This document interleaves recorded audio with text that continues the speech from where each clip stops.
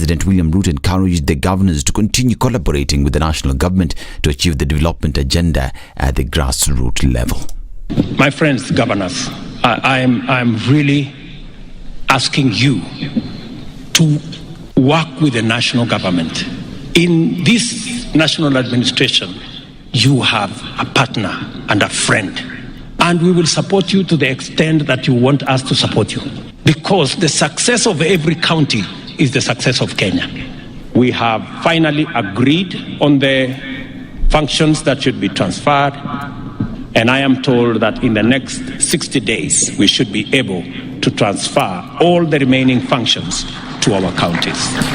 Council of Governors Chairperson Anwar Guru said the 10 years of devolution have seen improved health services, education, especially for ECDE students, agriculture, business, among other sectors, which he admitted have made great strides, promising cooperation between governors and the national government. While Guru has also expressed satisfaction with the government's move to distribute and release funds to the counties on time, an issue emphasized and supported by Senate Speaker Amason Kingi. For the first time in 10 years, we got our July disbursements for this financial year that we've started to 2023-2024 on time. Devolution has left clear footprints across our nation. Each of the 47 regions has an outstanding story to tell and address unique needs of residents. The head of state also emphasized on the importance of the wards in the counties as an important part in the implementation of the government's bottom-up economic model, which he promised during the campaign, thus encouraging a large percentage of government services to be available at the offices of the ward leadership officers. He has asked the governors to use the funds distributed to the counties well, warning them that whoever is involved in corruption will be dealt with according to the law. Under the principle of subsidiarity, the ward must in time become a central driver of bottom-up economic transformation. Any person implicated in the loss of public funds, whether in the national or devolved government, must encounter the punitive consequences of their action in full. And Wasingishu Senator Jackson Mandago spent the night at the Rift Valley Regional DCI headquarters in Nakuru City as he awaits to be arraigned in court today. Mandago, who was accompanied by his lawyers, presented himself at the DCI offices some minutes past 4 p.m.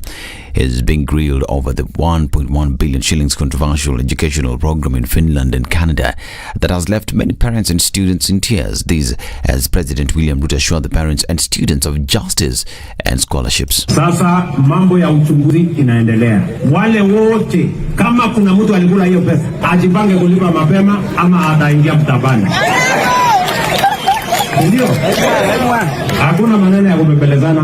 Pesa ya ng'ombe ya mtu ama aliuza shamba, lazima arudishiwe pesa yake. Lakini hapo mbele, wakati uchunguzi itamalizika, mimi nitaona vile tunaweza kusaidia wale watoto ambao wamehusika na hii matatizo. Kwa sababu ni watoto wetu na ni watoto hawana hatia, so tutawapanga vile tunaweza kuwapatia scholarship ya nyumbani hapa waende wasome ndio tuweze kuendelea na mambo yao.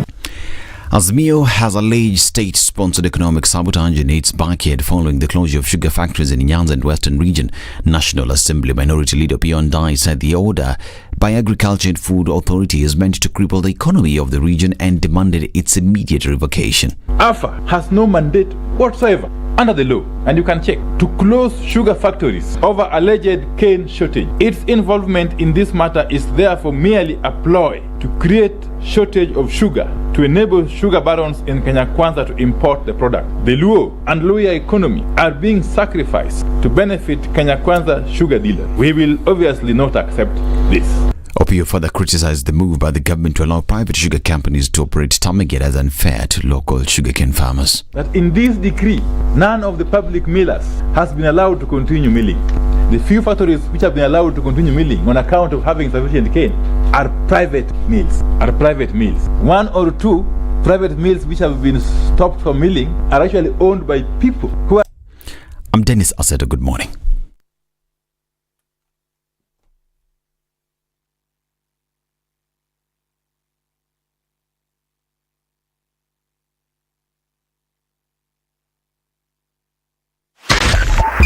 102.5 Spice FM, Kisumu.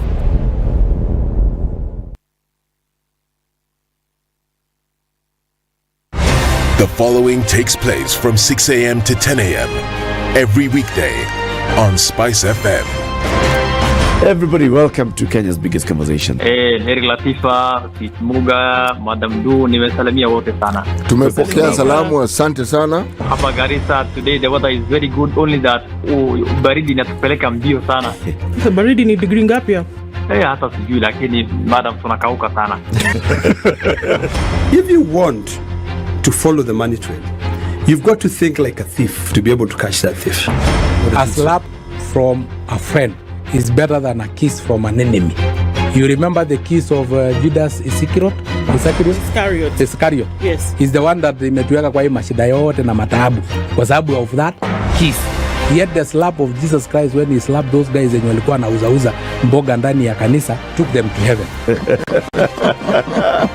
The Situation Room, Kenya's biggest conversation.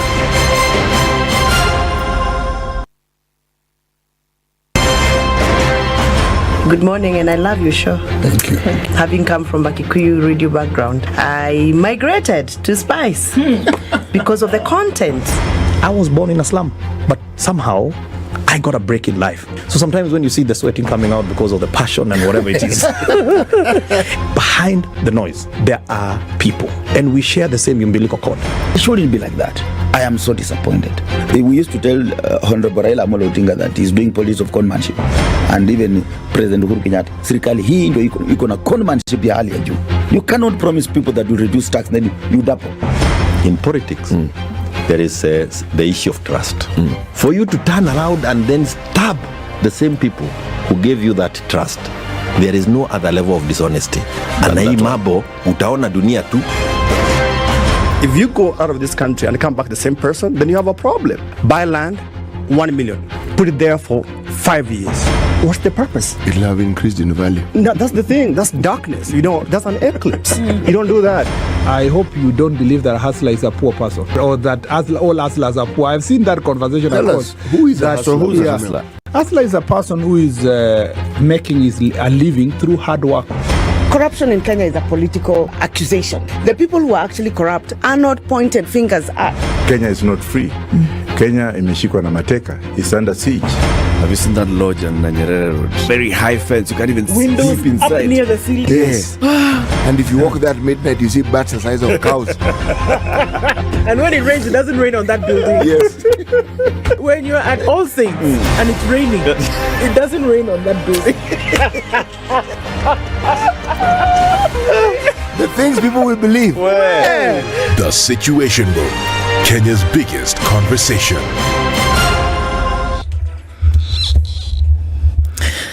Good morning. It's Thursday, and Nairobi streets, freezing as they may be, are not too packed right about now as folks are trying to get into the city. We'll be fine coming off Thika Superhighway. You'll also be okay if you're coming off Mombasa Road, heading out towards Uhuru Highway, and then on towards the CBD, out towards Westlands. It looks good coming off of Jogo Road right about now. A little bit of traffic building up as you get to the roundabout at the City Stadium, heading out towards Landis. Okay, you're fine coming out of Westlands for now. Gong Road is looking pretty good as well. It's just early pickings, still slim as we get into Thursday. Let's see what happens as the day progresses. Let's talk on Spice FM KE on Twitter. Keep things moving this Thursday.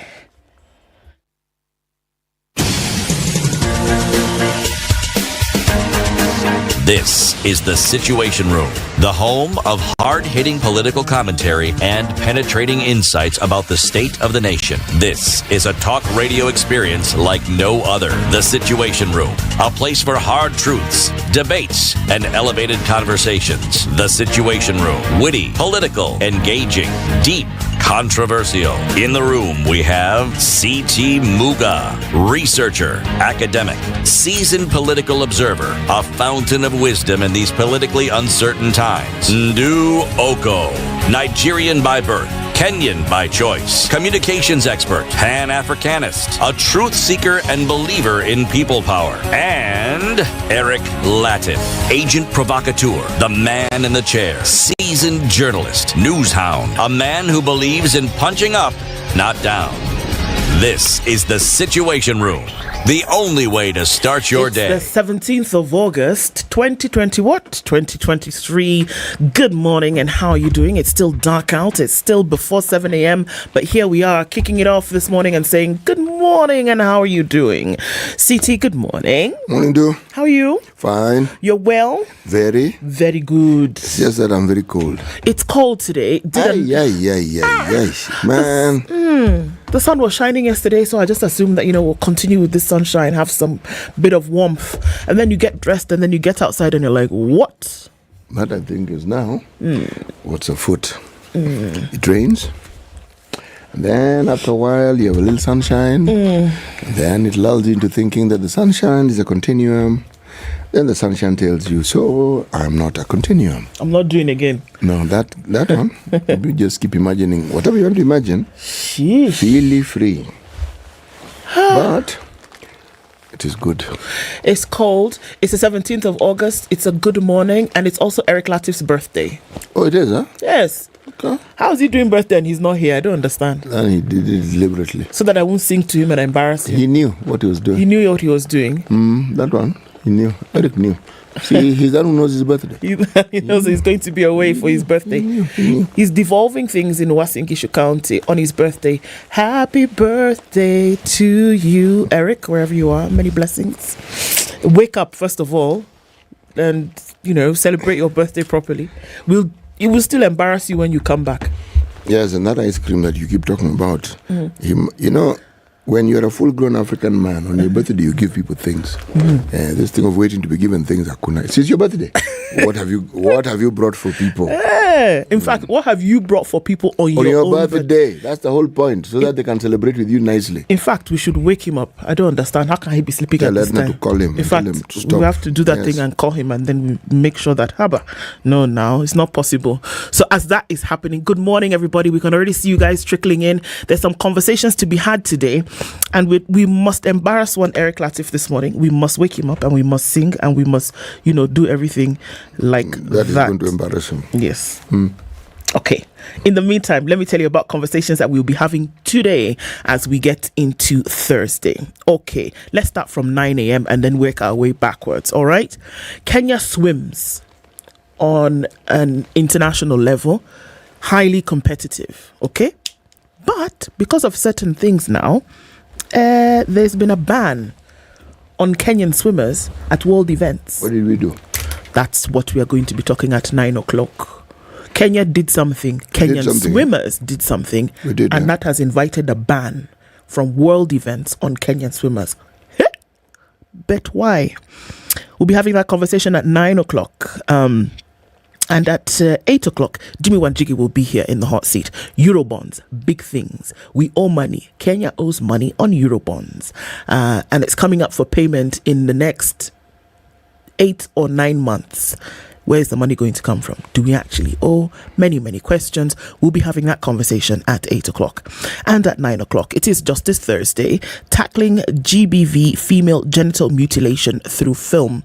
And we'll have that conversation with Mwalimu Fulgence, and it's looking at how this can all be tackled. Yes, those are conversations we'll be having today. Welcome everybody to Kenya's biggest conversation, the Situation Room. We are live streaming because Ednah has put everything on and we are ready to go. Still looking for that guy. We'll find him. Is he not picking his phone? Okay, let's take a look at weather and then we'll come back and then we will say hello to you and everybody else. Good morning, everybody.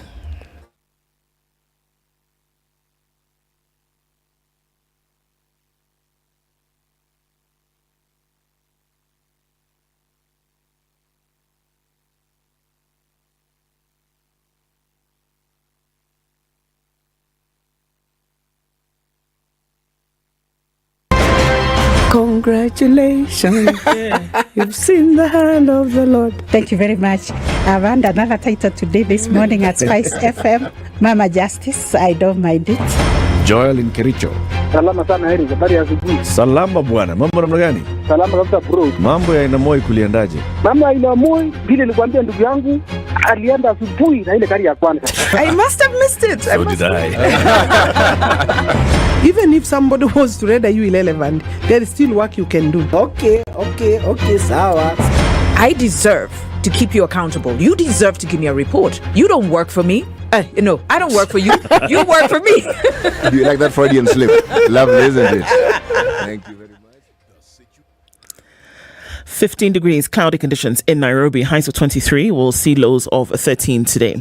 Looking into Nakuru, it's 14 and clear, highs of 26 and lows of 14. 14 and cloudy in Nyeri, highs of 23. And we'll see highs of 24 in a mostly cloudy Eldoret, currently at 13. It's clear at 24 in Mombasa, highs of 29 and lows of 23. And partly cloudy conditions at 24 in Malindi, highs of 29. 30 will be the high in a clear Kisumu at 20, going to lows of 19. It's cloudy at 17 in Kakamega, highs of 29 and lows of 16. Looking into a cloudy Kampala at 20, we'll see highs of 28 and lows of 17. And at 23, it's partly cloudy in Dar es Salaam, highs of 29 and lows of 22. Partly cloudy conditions at 9 in Johannesburg, highs of 21. And at 25, it's partly cloudy in Lagos, highs of 29 and lows of 25. 22 and mostly clear in Kinshasa, highs of 32 down to lows of 22. It's Thursday afternoon in Beijing, and it's sunny at 30, highs of 33 and lows of 25. It's cloudy at 19 in Paris, highs of 28 and lows of 19. It's 16 and cloudy in London with highs of 23. We'll see lows of 16. Still Wednesday night in New York, it's 23 degrees. Coming into Thursday, we'll see highs of 27 and lows of 21.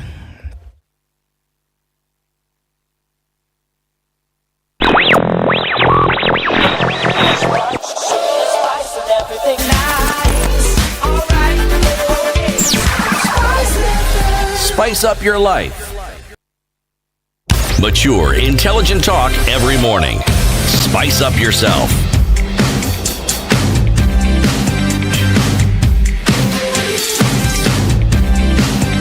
Mornings. Good morning, and at 17 minutes after 6 o'clock, we'll say hello to you. But first, Eric Latiff, good morning. Where are you? Then he left. Okay. He was here and then he left. We'll still find him. He's doing the thing probably. All right. So let's say hello to all of you this morning. Good morning. I just want to leave this comment here. Okay. Thank you. Don Sabwa. Good morning, Ndu and CT in Malawi. Our best infamous food is nsima, pronounced as nsima. CT is like ugali. Is it like Kiswahili? The original word for ugali is sima, isn't it? So you can see the similarities between the two. The Bantuism in it. Right. So nsima in Malawi, sima in Kenya. Voila. Okay, Don. Okay, Shah says, good morning from Kitale. Bukusha is here. Good morning from Montreal. Thanks for helping me stay connected home. Esther, good morning to you. All right. Yes, Isaac has told us it's the same as ugali here. Dismasombuya says, good morning to NCT. Today I'm listening from Nakuru. Looking forward to an informative session. Karibu Sana. Robert Mbogo says, good morning. James Sekento is tuned in from Kerara Pond. Good morning, CT and Ndu. How is Latiff? Latiff is fine. We're trying to wash him with love, but he's waking up and sleeping again. But we'll see how that can be done. Good morning, CT and Ndu, listening from Ankara in Turkey. Yes.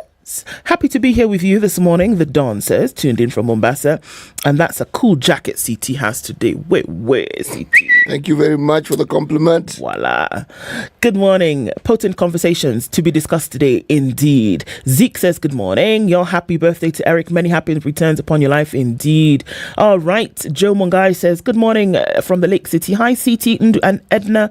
CT, tell Kenyans about Henry Barlow's poem, Building the Nation. You'll do like that? Yes, I remember that poem very well because I studied it. Yes. Okay. Robert Mugweru says good morning. He's tuned in this morning. And Ricardo is tuned in from Kitengela. Patrick Ounga says good morning from Kisumu. Good morning. Kwani Eric left again. Please bring him back. Yes, he's coming back. Don't worry. Tuned in from London, Ontario. Good morning, good people. Peter Katam says he's tuned in from York in Pennsylvania. All right. A very happy birthday to Eric. Yes. By the way, Mary Mwangi's discussion yesterday was amazing. We need to bring her for a good laugh. Keep it up. Asante Sana. It was definitely good to have her here. And good morning from Mombasa, says Edwin Onunga. Everybody, good morning and welcome to Kenya's biggest conversation. All right. Here we are, getting into the day. As we do that, City, Nigerians. Yes, exactly. You know, when somebody asks you to do something and they are one of your keen listeners, you want to comply. When you hear the name Henry Barlow, where do you think he comes from? The US. Well, that is what you would assume. But if I told you his full names, what then would you say? Tell me his full name. Christopher Henry Mwanga Barlow. Mwanga. He's from somewhere here. Yes, this somewhere here is where? Southern Africa. Uganda. Okay, Uganda. Mwanga. Let me just read a stanza of that particular poem. It's actually a fairly famous poem. It is. And this is a poem that people were taught. Today, I did my share in nation building. I drove a permanent secretary to an important urgent function. In fact, to a luncheon at the Vic. Should I continue? Yes. The menu reflected its importance. Cold bell beer with small talk. Then fried chicken with niceties. Wine to fill the hollowness of the laughs. Ice cream to cover the stereotype jokes. Coffee to keep the PS awake on the return journey. I drove the permanent secretary back. He yawned many times in the back of the car. And to keep awake, he suddenly asked, "Did you have any lunch, friend?"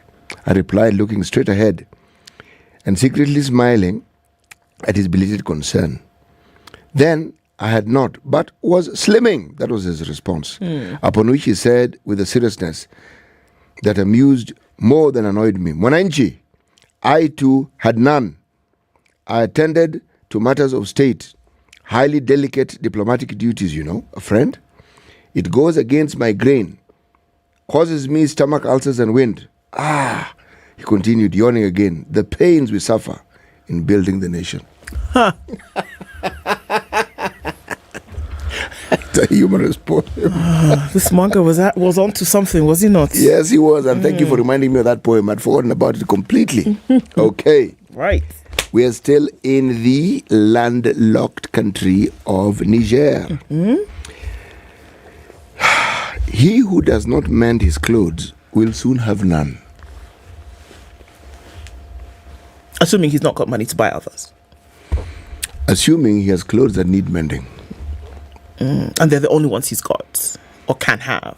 Look at it this way. He may have others that don't require mending, but those are for special occasions. So he will not wear those. The clothes that need mending are probably the clothes that are worn the most. Yes. That's true. So it also tells you that this is with reference to the ecosystem that this person lived in. People mended clothes, and there were people who didn't, forget making, mended clothes for people. It's like having a shoe repairer. Yeah. It tells you people get their shoes repaired. That's why that person has work. But who is a repairer of man's souls? When souls are broken. Sovereign being. You know, these mental issues we keep talking about, there's a direct correlation between the mind and the soul. When the soul is not at ease, neither will your mind be. Neither will your mind be. Yes. That is true. It looks like many stories in the dailies today carrying tales of those who are not at ease. On the front page of the Standard today, Ruto throws Mandago under the bus over scam. Was there a bus? Really, was there? Was there a bus? Okay. A tough talking president sends a twin warning to culprits of the botched 1.1 billion Finland program and the corrupt who misuse public resources, that they will face the music. Okay. Another story that we're looking at is a special report, how DNA from hair shaver gave away terrorist. We can look at details of that later. Devolution continues to be front and center of the news. US envoy wows with investment pitch. Ambassador Meg Whitman wows delegate to the 10th Devolution conference with a presentation highlighting US-Kenya trade opportunities and how countries can benefit. The DP leads talks onslaught amid Mount Kenya fears, while some leaders have openly expressed their reservations on the Azimio Kenya Kwanza talks. Others silently fear for the region's interests. Man loses 2.3 million shilling property in tussle over child upkeep. That's what's on the front page of the Standard. Let's look at the Nation today. How cash was moved. Finland airlift saga bites Mandago. Nation obtains documents showing how officials withdrew 203 million shillings for personal use from bank accounts into which parents had paid fees for their children to study in Finland and Canada under a program run by Uasin Gishu County during the reign of Jackson Mandago. Okay. Again, a tough talking president about what is going to happen if you then engage in activities of corruption. MPs seal of approval for Ruto Raila talks. Rival factions closed ranks yesterday to pass a motion in the National Assembly to give legal backing to the dialogue between the government and the opposition.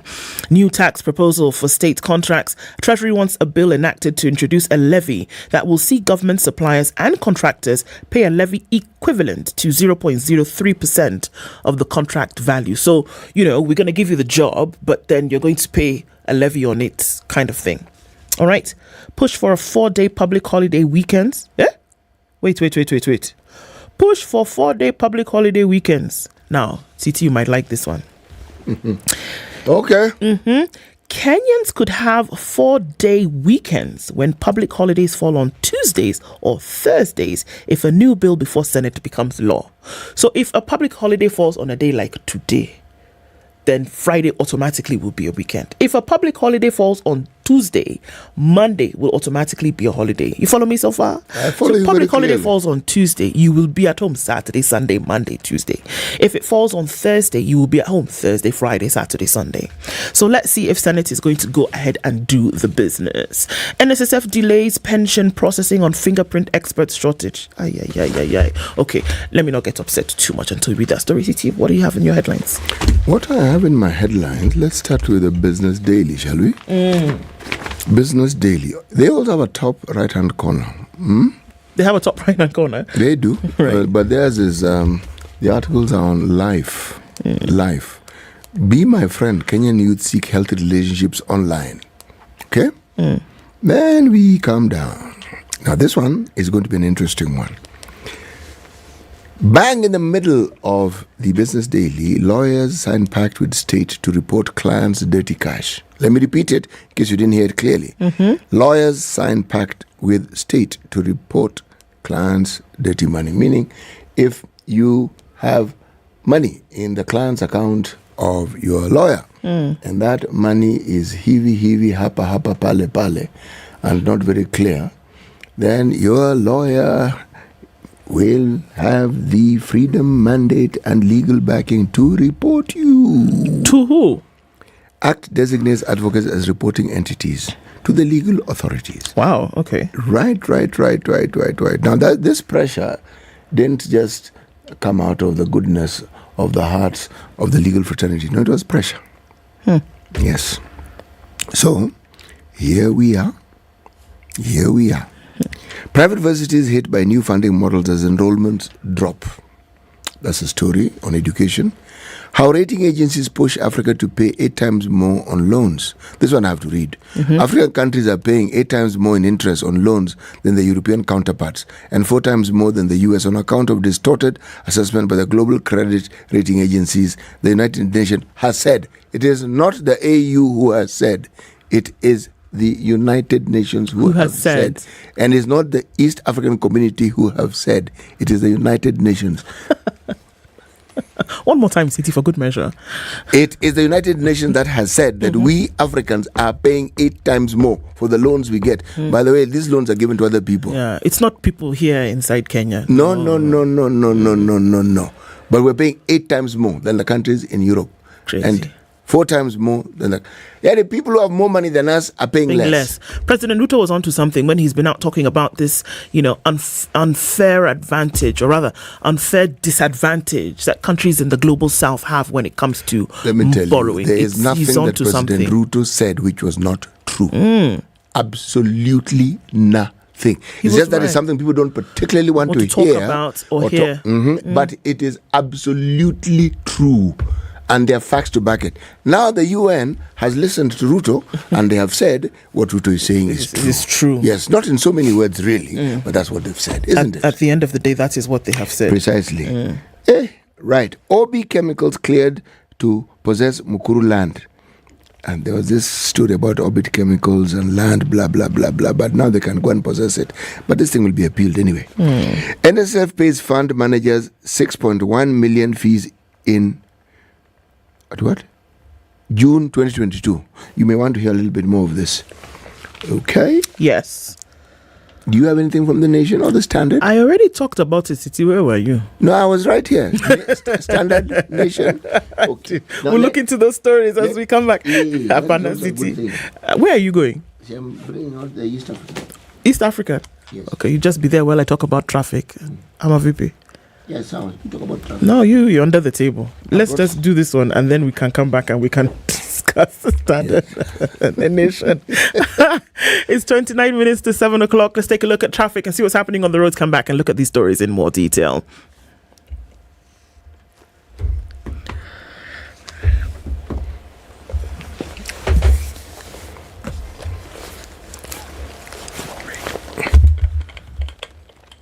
Okay, so looking at traffic this morning, seeing what's happening on the roads. Here we have a little bit of it here and there coming in from Uhuru Highway. Not quite sure why there's so much movement at this time of the morning, getting into the CBD and then out towards Westlands. There's some traffic coming off of Thika Superhighway. It's heavy as you get towards Pangani at the underpass. And we're also looking at some of that coming off of Gong Road, going out towards Landis and then onto Kamkunji. Not too crazy as you're then going out towards the Cabanas, towards North Airport Road and then heading on to the Eastern Bypass. All right. So the weather did a thing again and there's a little bit of fog in a westerly direction as you leave Nairobi, heading out then towards Limuru, Naivasha. You want to use your fog lights this morning. It's absolutely necessary and traffic's going to slow down just a little bit because of the weather conditions. Apart from that, it looks like it's going to be hunky-dory. Let's take a look at about half an hour and see how this has all changed. Yes. In the meantime, let's talk on Spice FM, KE on Twitter.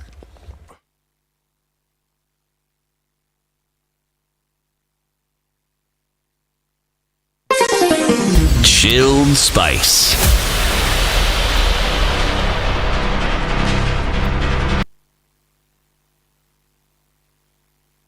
Mature, intelligent talk every morning. Spice up yourself.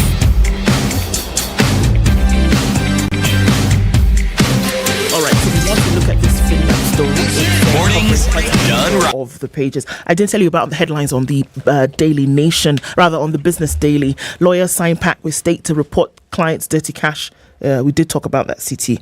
Okay, we'll look at that those details. But here, how cash was moved. The Finland airlift saga bites Mandago. That's what the sub is this morning. And it's being called a heist.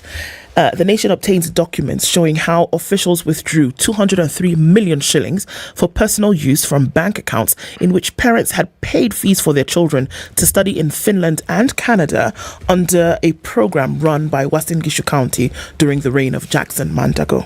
Okay, so we've seen the hullabaloo, we've seen the movement over weeks. Yesterday, we did then see that DCI officers then, Senator Mandago handed himself over to the DCI. DCI arrested Mandago. I don't know, whichever way you want to look at it, potato. At the end of the day, there's some questions to be asked and others to be answered, right? But let's look at the details of this and what was obtained. If the page can just allow itself to be turned, voila, it has done it.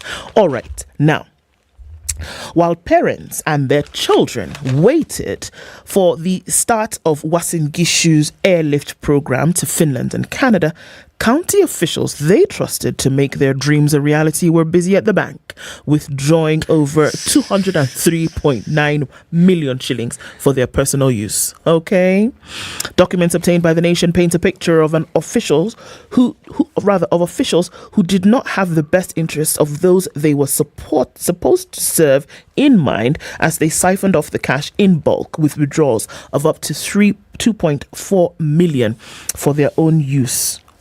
Yesterday, Uasin Gishu Senator Jackson Mandago, Meshach Rono, the Deputy Director and Trustee of the Uasin Gishu County Education Revolving Fund, and Joshua Kipkemboi Lele were detained at the Nakuru Central Police Station. The fourth suspect, Joseph Kipkemboi Maritim, the immediate former Chief Officer for Youth and Sports, was said to be out of the country. So, it's a bit difficult to get him to come down.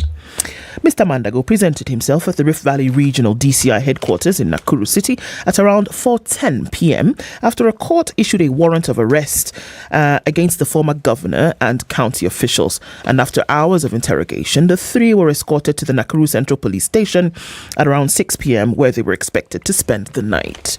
The three will be arraigned in court Thursday morning, that is today, according to the Nakuru County Police Commander Samuel Danyi.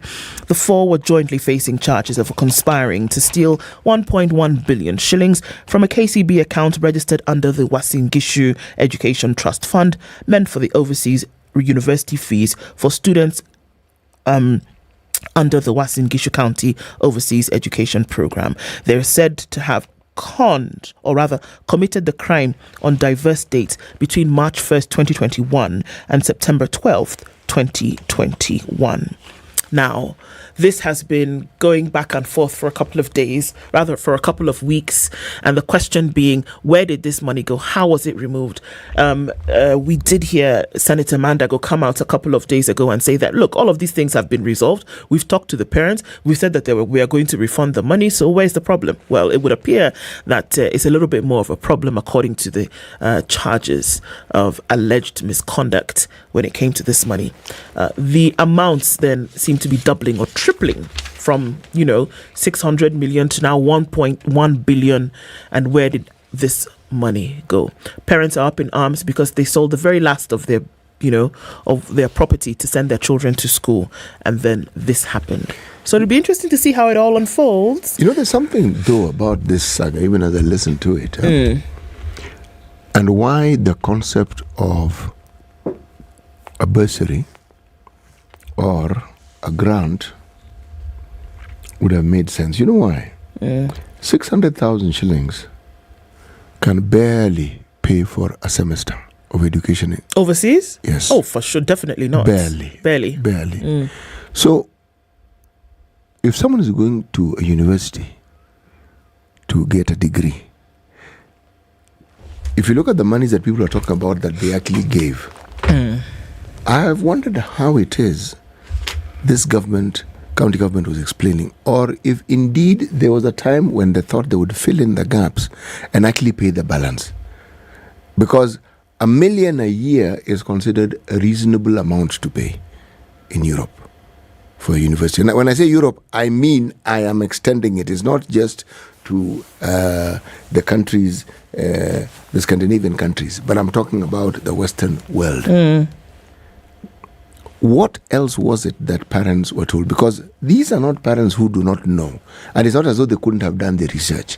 Because if you're saying scholarships were being offered, to what tune then were they being offered? Because the lure seemed to have been, if you pay this amount, then the scholarship will take care of the rest.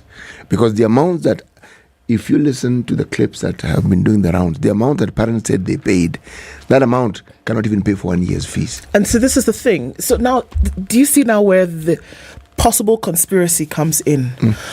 Was there an intent to actually have these students go to school under a scholarship? Okay, it's a valid question because that's what you told them. Yes. You told the parents that this is a scholarship. Yes. But this fee we are going to pay so that you can get there. Once you're there, everything is going to be all right. Yes. Later, you now said the reason why we said it was a scholarship was so that it would be easy to facilitate you then procuring a visa from the Finnish embassy. Do you see how the story has changed? So it means that we told the Finnish embassy a lie. Yes. Because that's what it boils down to. That's because it now. if indeed you were going to pay, or you as a county were going to offer scholarship. By the way, we've seen Kwale County doing this very same thing. It's happening right now. Yes. Yeah. They pay. You pass your exam, they pay for university. They pay. I mean, they do the arithmetic, they juggle the funds, but they pay. Now, that's a scholarship. Yes, it is. So now, if it was something similar, then one would understand. But there's something else. What if it's an educational pyramid scheme where money is accumulated, some people actually go and they're paid for. But you give it a time lapse so that other people finish and then you can pay. Now, a Ponzi scheme by its very nature operates just like that. Yes. Because some people must succeed in order for it to be believable for anybody else who will come into it. Yes. And also, it's predicated on the understanding that people will keep paying. Yes. Because the moment people stop paying, then that pyramid scheme collapses. So, whatever the case was, the element of ambiguity here is obscuring exactly what happened, because there's a story of the parents. That one we've gotten, it is clear. They were told. They were told. It's a scholarship. They were told. And that this money that you're paying in the beginning is the beginning money, and then your child can go and then we continue with the rest. Yes, exactly. Somewhere along the line, again, this is not a situation where I'm going to say there's a communication breakdown. This isn't a communication breakdown. It was a lie. Yes. Yeah. It was. It was a lie. It's a barefaced variety of lie. Yes. Because and for me, the sad thing here is that it is coming from an institution that essentially is supposed to protect its people in form of a county government. And to an institution that could actually have paid for that scholarship if they so wished. Yeah. If that had been the interest. Because what stops you from telling the parents, look, these are the fees. This is a fee structure, right? This amount of money will only pay for this. For this amount. Maybe it is upkeep or something. The rest. Yes. Now, we will help you to this tune. But you must look for more money to do A, B, C, D. Okay? The issue of the visas I can even understand, because if you as a county go and tell the Finnish embassy in Kenya, and we do have one, and you tell them, look, we are sponsoring students to this tune, and these are the names. Yes, for the application and the procurement of visas, it's going to cost X amount. Yes, it might make life simpler. I understand. They may even pay for it. But then thereafter, the stories that follow, and the one which bring us to the position we are now in, where the DCI is arresting the former governor. By the way, DCI don't just go around arresting you because they have nothing better to do with their time. No. There's a reason. And it's substantial. Yes, they've looked into it. There are things that individuals who work within the police service do. We call them rogue elements. We call them elements who are breaking the very law they are supposed to administer and to ensure that they are enforced. But the vast majority of people who work in this service do their job, and they really do know what they're doing, and they do it well. They do know what they're doing. So they're not going to rush to do something unless they are certain, because if you arrest someone and you don't have a reason, there'll be a backlash. Absolutely. Yes. Absolutely. The amounts that we're seeing today are actually very different from the amounts that we saw when this whole saga started. No, these amounts we're hearing now are more. Yes, they are definitely more. So the question is, how much deeper does the truth lie? That is the question, is it not? Let me explain to you why I was saying what I was saying. On page 2 of the Star, there's a story, CCTV phone call that nailed down a suspect in a murder of CTDCI. There's a DCI policeman who was shot, okay? Oh, no. In Kayole area a week ago. Yes. Now, there's a gentleman whose name is Alex Wanjiru. This guy, they usually make phone calls to send messages, okay? He's suspected he's among the 4 people who were in the gang that were responsible for shooting this police officer. Okay. They found him. Now, it's a week ago. They looked meticulously, followed, found him. There are even more intricate cases where you would think the person who committed the crime assumed they had gotten away. But meticulously, methodically, they are found. So, let's move on to a different story, shall we? The future of East African mission in the Congo in doubt.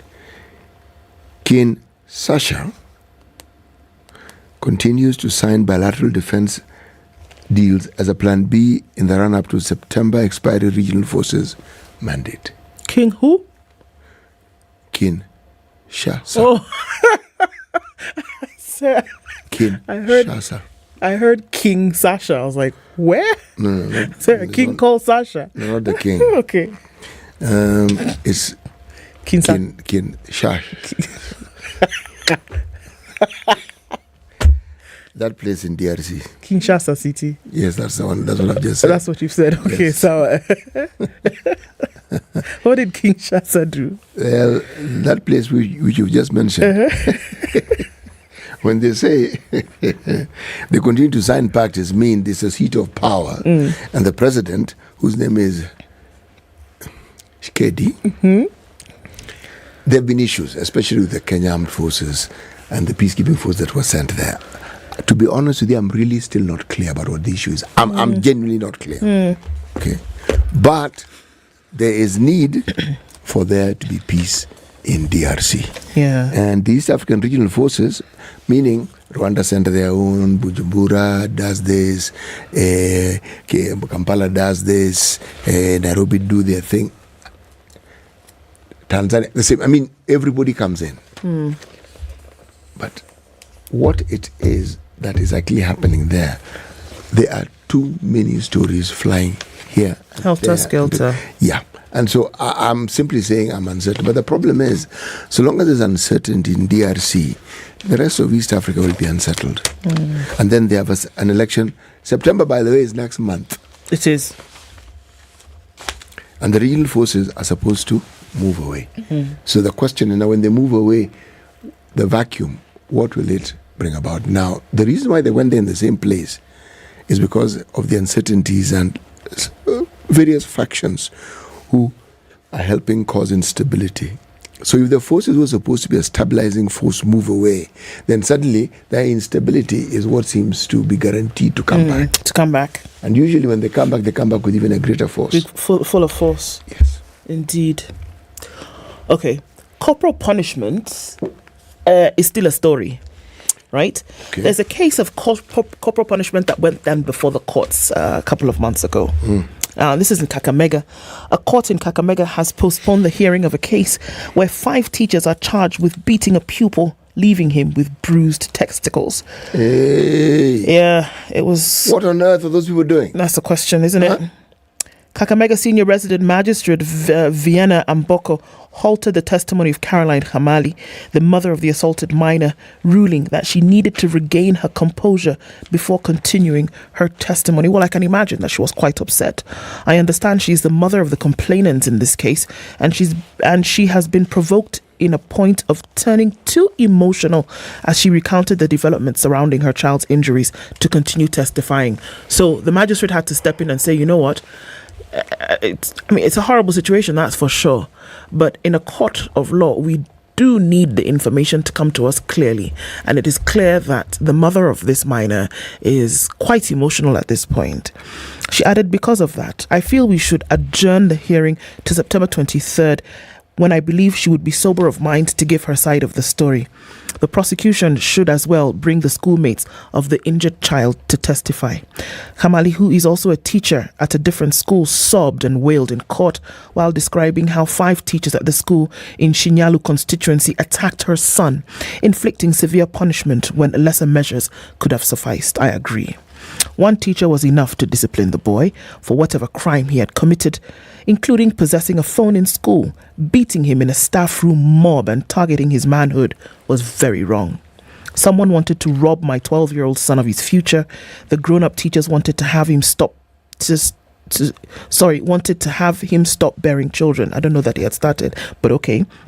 Tell me, why would a grown-up do that to a son of another?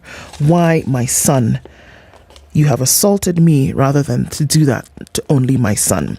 The teachers, Adelaide Athaka Majoni, Vincent Kasadia Mkabaya, Agidius Lubembe,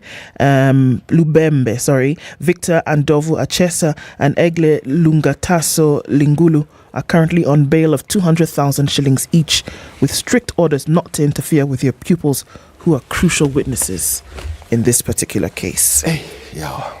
You know, it's something that I find puzzling.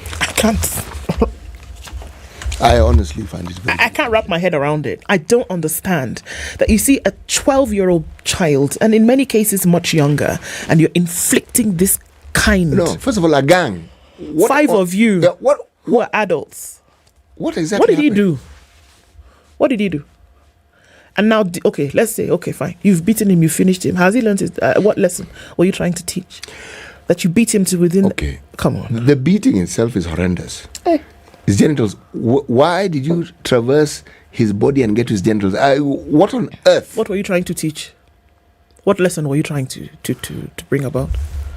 You know, there was a time when what gave the teaching profession a bad name were these teachers who, for some reason, preferred to confuse their students, and some, under the guise that they wanted to marry underage children, because that's what they were. And you wondered, surely. These people, if you ask me, we make a mistake in taking them to court. Those guys should be taken to a mental hospital first. It's a problem. Because there's even this lot here. Something wrong with you. There is something. A 12-year-old, don't they have children? For me, that's why corporate punishment ought to be banned. I mean, we know it's banned in word, but that's why it should never come back. You know why? Because individuals, in a moment when they're incensed, are unable to guard their excesses. They injure someone. Or as they have done here, or kill somebody's child. People, human beings, in a moment when they're at that level, they cannot guard their excesses. And then you have injury like this. That's, for me, the reason why it should be banned and stay banned. You have a situation that cannot be reversed. What you don't do my take on this particular matter always boils down to how it is we manage the education sector with specific regard to the people who tutor, teach, bring up our children. This thing of getting the dregs in the bottom of the barrel type of approach, where people who can't get the courses that they actually wanted are the ones who end up applying for a teaching job. You will always get some very many disgruntled people. People who feel that it's almost they have a job and they're being punished to do that job. So they take it out on the children. They will do something crazy somewhere along the line. People who do jobs that they're happy with usually do well, and they go beyond the call of duty. There are many teachers who do a fantastic job and they like the job. Some may not have started that way, but they get to like it. But it is absolutely mandatory that the requirement that we expect from our teachers must be of the highest standards, meaning the high entry point that we set for the courses that we think are important, and even higher goal must be set for teachers. Because look at the responsibility that we give teachers. Just think about it. An entire nation is leaving the future of that nation in the hands of people who are disgruntled. Frustrated, upset because of 1, 2, 3 or the other thing. Then you say, okay, fine, here, have 50% of the population and bring them up. Yes. In academia. In your disgruntled state of mind. It's not possible. What do you think is going to happen by the time those guys even get to university? Some of those guys are in high school. My friend, it's not a tender keg. It's an entire school of tender kegs, man. These people are waiting to explode. And you know what? These are the stories that come out. The ones that you see reported because somebody went to court and happens to be picked up on the journalist's beat, right? What about those that are not? Story the other day of a child who was carrying a bucket of water in school, slipped, fell and broke her finger. She goes to the nurse. Nurse says, "You're pretending." See, I can't. Please, let's look at another. How do I pretend to have broken my finger? Or how is the finger pretending to be broken? And so completes the rest of the term with a broken finger, all right? Comes home in this holiday and the finger now has to be rebroken and reset because it's almost like rigor mortis has set in, and this is a walking human being. Yep. Now, when you listen and hear things like that, it incenses me. Those are the ones that are unreported around the country. Unreported.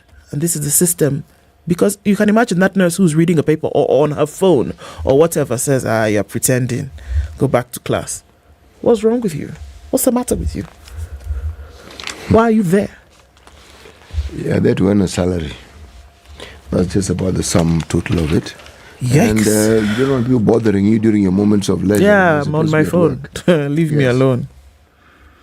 Okay, I'll give you one more story as we're going into it. NSSF delays pension processing on fingerprint expert shortage. We don't have enough fingerprint experts in this country. So therefore, you who is waiting for your pension to be processed, sorry. Thousands of retired workers have been facing delays in processing of their pension due to a shortage of fingerprint experts at the National Social Security Fund, NSSF. This was one of the issues raised by Auditor General Nancy Gathongo in the qualified opinion she issued on NSSF's financial statements for the year ended June 30th, 2023. Gathongo said some 18,025 benefit claims by pensioners were pending by the close of the financial year, with 7,113 or 40% of the delays arising from a few fingerprint technicians to authenticate the claims. Okay, so when you attain the age of retirement and then you've actually a pension that you're supposed to be benefiting from, that kicks in upon your retirement, yes? Okay. So you're supposed to either show up or wait for a message or notification that here money has been paid on a regular. NSSF now will pay you on a regular basis. Now, 18,000 claims for benefits payments have not gone through. 40% of that 18,000 is because there are not enough fingerprint experts to then process the claims. So I don't know if people now need to start going to school, they graduate, they learn the skill before they now come and work for NSF. I don't know what they want is supposed to happen, but Nancy Gathongo is saying that this is a problem here, and because of that we've seen this non-payment take place.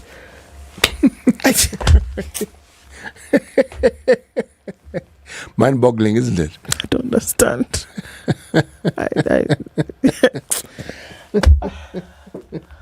It weakens my spirit. I don't know. I don't understand.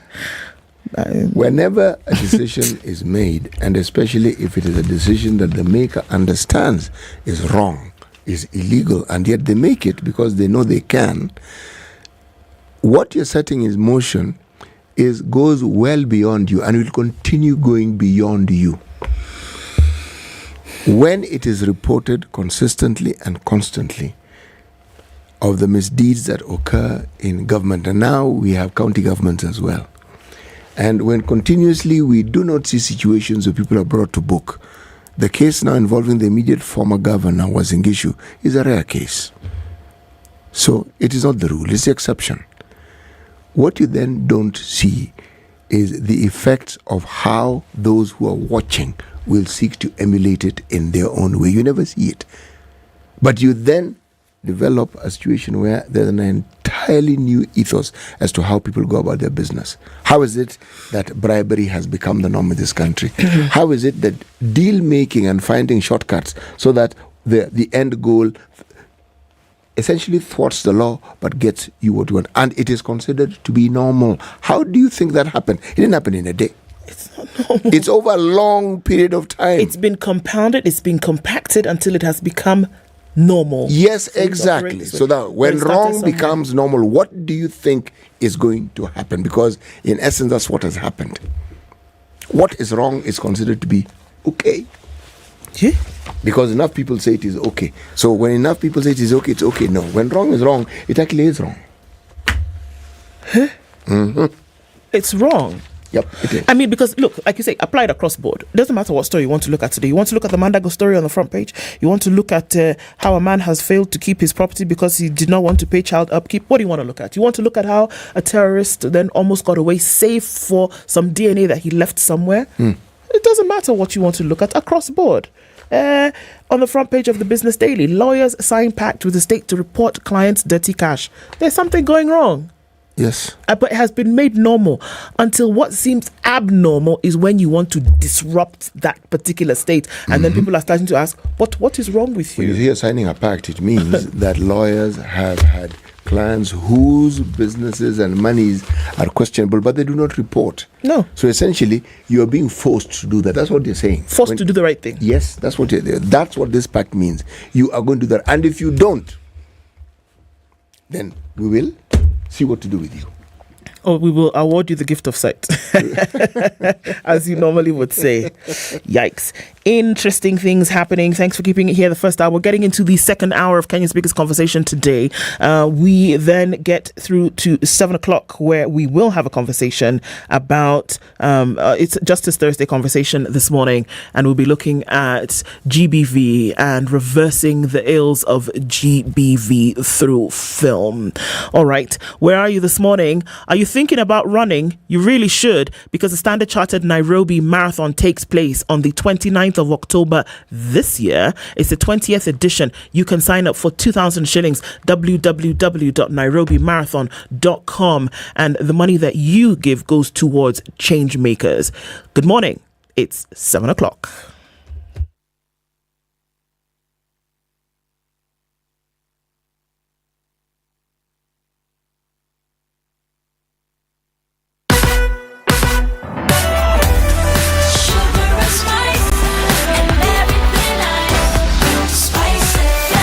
Spice up your life.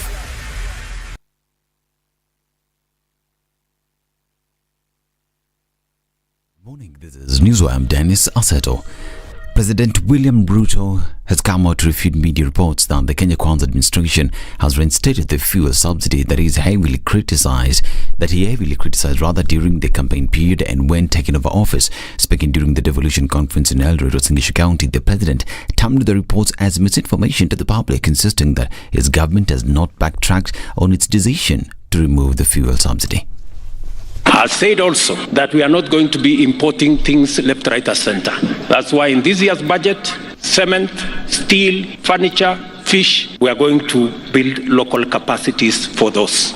We are not going to be importing. And as I have said, it cannot be the case that every other time we think, we are thinking of how to import more. Let me finally say, as I said, we are not going to subsidize consumption. We are going to promote and we are going to invest in production. That's what we are going to do. It cannot be that we are importing edible oil, we are importing all the other food items. We have to have a paradigm shift. We need to invest in production. The head of state defended the recent move by the Energy, Petroleum and Regulatory Authority to compensate oil marketing companies using the Petroleum Development Fund, while saying the government will not return the subsidies. He added that the PDF is enshrined in the constitution to cushion citizens from fuel hikes.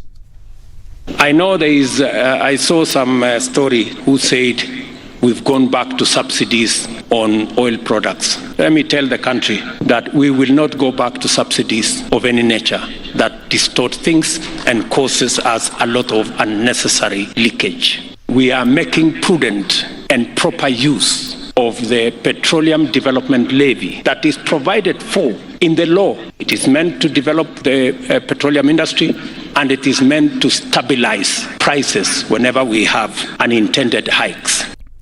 Members of Parliament have approved the bill for the creation of a national mediation committee between the government and the opposition to ensure that it is legally recognized. The bill, which was submitted by Majority Leader Kimani Ichung'wah, aims to make the committee constitutionally recognized and its duties officially aligned.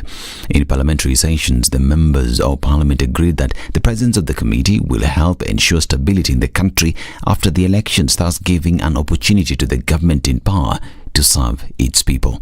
Contributing to the bill, Majority Leader Kimani Ichung'wah and his minority counterpart Opiyo Ndai stressed that the committee will be tasked with highlighting emerging issues, especially affecting Kenyans when participating in the talks, with the aim of ensuring that everyone feels that they belong to the government. We, as members of the Azimio One Kenya coalition movement, are not getting into these talks with the intention of seeking any partnership, any share of government. We want to entrench constitutionalism and the rule of law in our country, so that after every election, whoever wins an election is allowed to govern and govern in peace.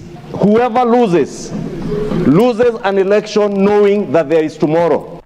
According to the bill, the committee, which now includes 10 members, 5 each from Kenya Kwanza and Azimio, will discuss and then report to the leaders of their factions as well as in Parliament within 60 days, where it will make recommendations to solve emerging issues.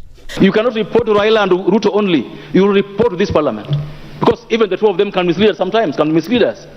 the report you're going to make should be to this house. Sisi kama wabunge ndo tunaowasha moto kule nje. Sisi ndo wengi wetu tumefanya watu wetu wakapoteza maisha. Na waombeni haya mazungumzo kadri yanavyoendelea, Mheshimiwa Spika, wabunge waweke amani kule mashinani. The Kenya Medical Practitioners, Pharmacists and Dentists Union Secretary General Davji Atela now says that even as the country marks 10 years of devolution, the health sector has very little to show for it. Atela in a statement intimated that county governments have been unable to properly handle the healthcare function, stopping shy of demanding that it be returned to the national government. He went on to state that universal healthcare coverage will not be achieved unless the government changes tact. According to the Doctors Union boss, the administration presently treats healthcare as a recurrent expenditure instead of an investment. Now, the fate of the Marriage Amendment Bill 2023 is set to be determined in the next 2 weeks.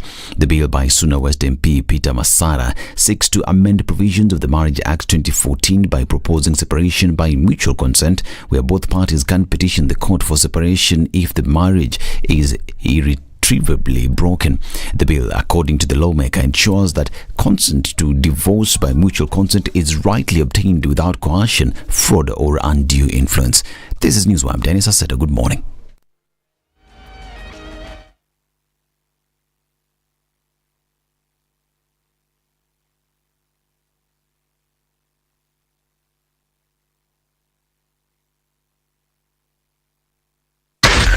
Spice FM, Nakuru. All right, after 7 o'clock, are we getting into traffic hour? Yes, we are doing that. Is there traffic on the roads? Actually, not really.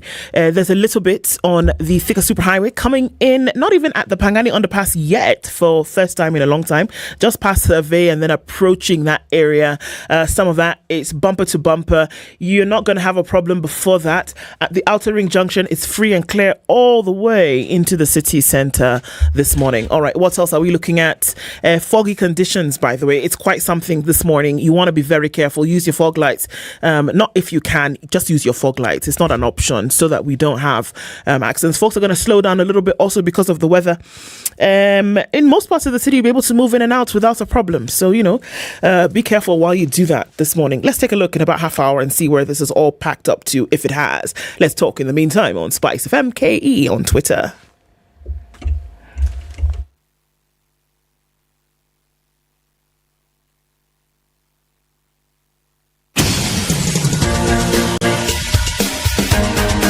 This is The Situation Room, the home of hard-hitting political commentary and penetrating insights about the state of the nation. This is a talk radio experience like no other. The Situation Room, a place for hard truths, debates, and elevated conversations. The Situation Room, witty, political, engaging, deep, controversial. In the room, we have C.T. Muga, researcher, academic, seasoned political observer, a fountain of wisdom in these politically uncertain times. Ndu Okoh, Nigerian by birth, Kenyan by choice, communications expert, Pan-Africanist, a truth seeker and believer in people power, and Eric Latiff, agent provocateur, the man in the chair, seasoned journalist, news hound, a man who believes in punching up, not down.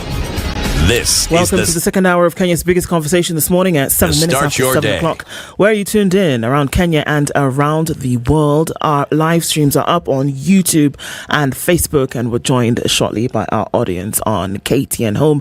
Karibuni Sana this morning, getting into conversations with Okoh and C.T. Muga here with you today. You ask, where is Eric Latiff? Eric Latiff is away at the Devolution conference in Uasin Gishu County. Be back next week, and the conversations continue.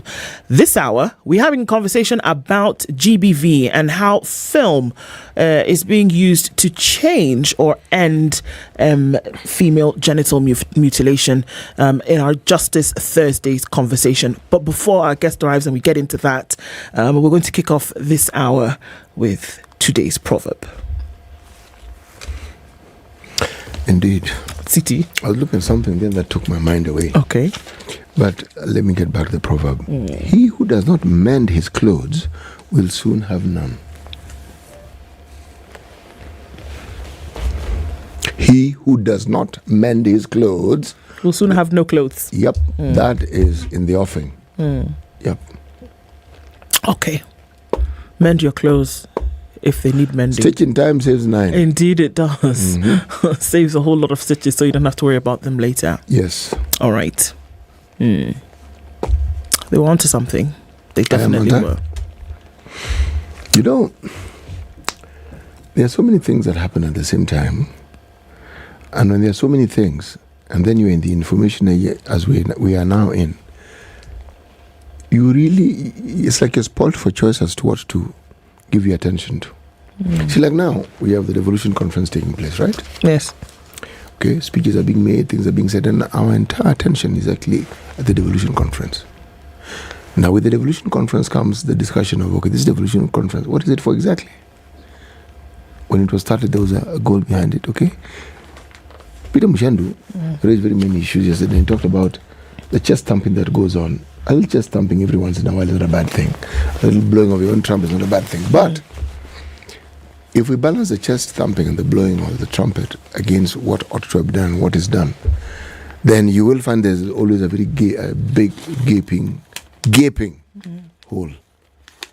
There's a complete disconnect between what is being said as having been done against what it is that ought to have been done and has not been done. Because amidst all this pomp and ceremony, because there's a lot of pomp and there's a lot of ceremony, people are still going hungry, just so that we understand. Yep.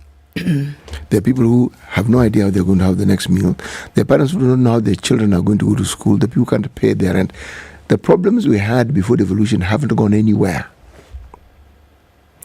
We're going to have a bumper crop of maize. Hallelujah for that. Yes. Okay? When it comes, it will be a wonderful thing. If it comes. But in the meantime, I do not hear conversations about addressing the very things. Yes, I hear there is a bipartisan committee that has been set up which is intended to look into this. I hear, and this is supposed to be very good news, that we are going to anchor it in law, just like we did in the year 2008. Yes. And in fact, it was passed yesterday really quickly. Yes, meaning they agreed with it. But however, if the 2008 understanding, which was anchored in law, gave us, at best, what I can now look at with hindsight as a reprieve. Why are we back where we were before? Why do we need a similar solution to a problem that we ought to have done away with completely? If they can do this in a day, why don't we just change this constitution and ensure that the opposition is really the opposition? Meaning, this thing of crisscrossing and changing, this thing of majority and minority leadership, forget about it. Have those who are in power and have those who officially are not in power and are in the opposition. So that we know these fellows in the opposition are going to waste no opportunity at all to find as much fault as they possibly can so that they can take over. So I hear you to say then that if we actually wanted to do something about a bad situation, You've got it. Then you can actually do it. You've got it. And you don't need anybody to come and remind you, repeatedly that such and such a thing needs to be done. Well, it would appear that folks need the president to remind them that corruption is a bad thing and that we should not be involved in it. And so the president, at this same devolution conference that you speak of yesterday, came out in no uncertain terms, and he was very, very, sure about the words that he spoke. And he read the Riot Act to governors over graft. Remember the conversation that we had yesterday? That certain things cannot happen. We had the governor for Vihiga County a couple of days ago tell us that the one problem that is going to cripple devolution if it is not handled in this country is corruption. All these other things, CIDPs, do whatever you want to do, annual development plan, etc., if you like, but if you don't take care of corruption, it's going to be an issue. So the president was tough talking yesterday, and he sent a strong message to governors, and he said he will not stand for graft in the counties. So up until yesterday, if you had been doing anything, and we're actually going to call you out, all right? He was speaking, of course, at the Devolution conference, which focused on county governments as the hubs of economic development. He called for a robust, there's that word again, performance management system in counties to track service delivery and hold officials accountable. None of this business of saying, well, it was somebody else's job, I just couldn't get round to it because of 1, 2, 3. He celebrated the progress of Kenya in devolution over the past decade And he chose the 3-day conference in his hometown of Eldoret to warn against the mismanagement of funds in counties, regretting that many have become hotbeds of corruption. It's a timely message to be delivered when the conference is being hosted in the head of state's home in Uasin Gishu, which is embroiled in a scandal over a student airlift program in Finland, calling it devolved criminality. Ruto called out counties over corruption. He said the people of Kenya deserve better. We must rid devolution of corruption, he said, on a day when Uasin Gishu County Senator Jackson Mandago, who is the immediate former governor, was placed in police custody over the overseas study program. It's not the first time that he has said this. He's coming out tough talking, and he's at home when he's doing this. And it's not the first time he has talked tough either. Well, no, it's not. But look at the optics that play out here. He's at home, number one. Number two, he's at a conference whereby the very folks that are the heads of counties where it is said that criminality, corruption, impunity, all these ETs is ensconced. And he's telling them, my friends, we cannot continue like this. The whole point of devolution was to make sure that services, whether when they're accountable and when you're being responsible, are brought right to the hands of people. We cannot see this kind of thing happen. Money that's meant for making sure that people of Kenya thrive, then you're putting it into your pockets. We have projects that were supposed to have been completed. White elephant projects are all over the place in the country like a jungle. Some counties have 4 billion shillings in uncompleted projects. I mean, come on. What do you people... we said that we're going to deliver services and this is the kind of thing that we get. Absolutely not. But that amounts to a roadside declaration, really. You think he's not serious about what he's saying? He has said many things which he sounds serious when he says. And there are many. On the campaign trail, this issue of corruption was talked about many occasions, and the zero tolerance to it was mentioned more times than I can count.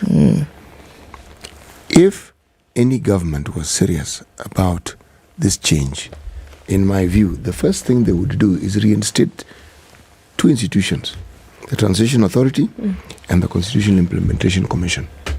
Because everything we seem to be talking about here has to deal with the Constitution, its implementation, the problems around it. And this issue of transition, where as we were being told by our guest Peter yesterday, you have a situation where, and we've said it ourselves on many occasions, over 60% of the money that is supposed to go to health remains at the national headquarters, and yet it's a devolved function. So what I'm saying is, we seem to have a problem with the implementation. If you don't have a body that specifically deals with implementation and you leave it to this parliament that we have, to this National Assembly that we have, this thing will never, ever, ever, ever take place. Because everything that I seem to see, we keep losing out on the Constitution.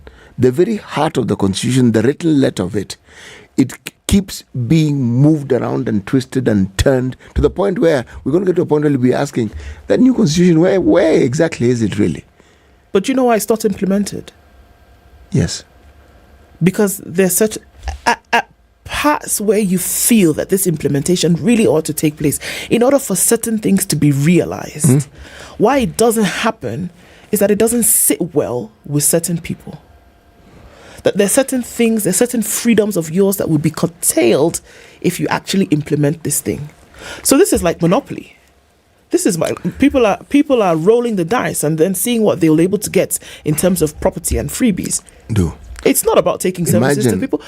Be fooled if you think actually that the majority of people who seek public office in this country today, or rather a number of countries, are actually doing it because they want you to thrive as the common man. Look at the standards we use. You see, look, if you look at East Africa, I'm going to give you a perspective. East Africans will tell you this Kenya is a wonderful country. It is an extremely wonderful country. Simple fact. It could be more wonderfuler, if you ask me. Well done. Yes, thank you. And why do they say this? They look at our elections, they look at our protests, and they say, well, there's tear gas, people get shot, but you don't see situations where leading leaders are grabbed, thrown unceremoniously into lorries, some are beaten. See, that's the yardstick. So you are comparing us with a situation when one of our neighboring countries, opposition leaders know they will get beaten. It's part of the dance. You campaign, protest, they'll break a window of your vehicle and throw a tear gas canister into the vehicle or spray it directly into your face. What am I saying? I am saying that if you look today, we were having demonstrations at the same time as France and Italy. Same. Yes. Same. How many people died? Apart from the young man who was shot dead by police in France, how many people died? Precisely. You see, we can get there. Now, if we look at what President Uhuru did, we forget easily. It's during his tenure that the Transition Authority, those guys were given 3 years. How do you give a new and important process such as this one just 3 years, to do what exactly? The commission, you give them a term of 5 years to implement the constitution. How?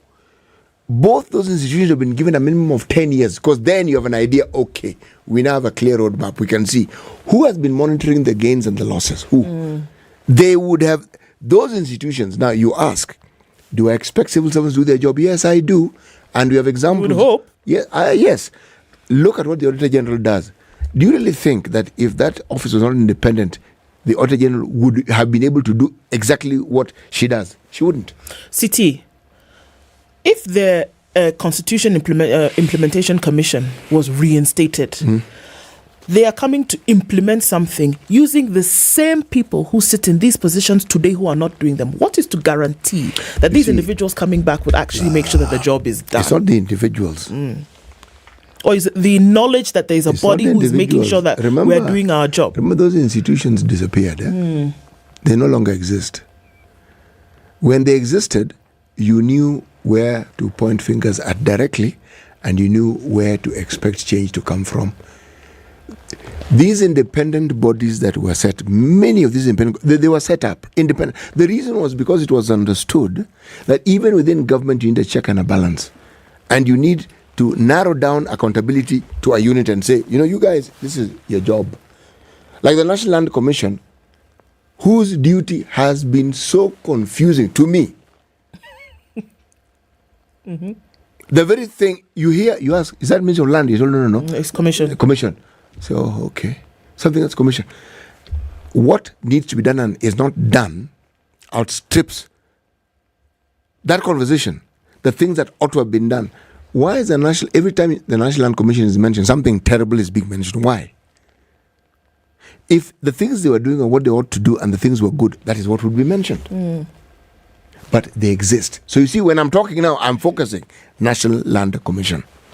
I know exactly where to take my complaint. But when it isn't there, then you leave it in the hands of people who are guaranteed not to do justice to whatever needs to be done. So then if there is no deliberate action in trying to make sure some of these things are actually done, then the reading of the Riot Act, like what we saw the president do yesterday and what he's done a couple of weeks ago and maybe even before that, speaking to people directly and telling them, look, this corruption thing, this impunity language that all of you seem to be speaking, we're not going to accept it. We're saying that it can be words, but it's just that. If the words are not then followed by a gust of action, then we would see a problem. So would one say, for example, when he spoke very clearly about this criminality that has taken place in Uasin Gishu County under the auspices of the former governor, that when you see an individual like that arrested and asked questions over their involvement in this thing, could this then be where function follows form?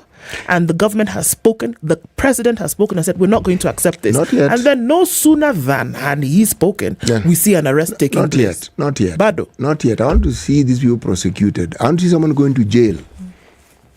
Okay? If no one goes to jail, it's a charade. Nothing. So even paying back the money is not enough.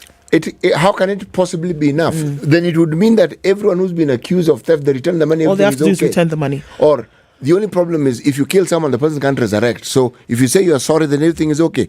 Look, we don't have a problem when it comes to applying the law to people who are defenseless and don't have any power. Keep them in jail for 5 years. Yes, or throw them in jail with life sentences. If this law is applied evenly, then we will see it. When I see it, me, I'm a seeing is believing guy. When I see it, I will believe.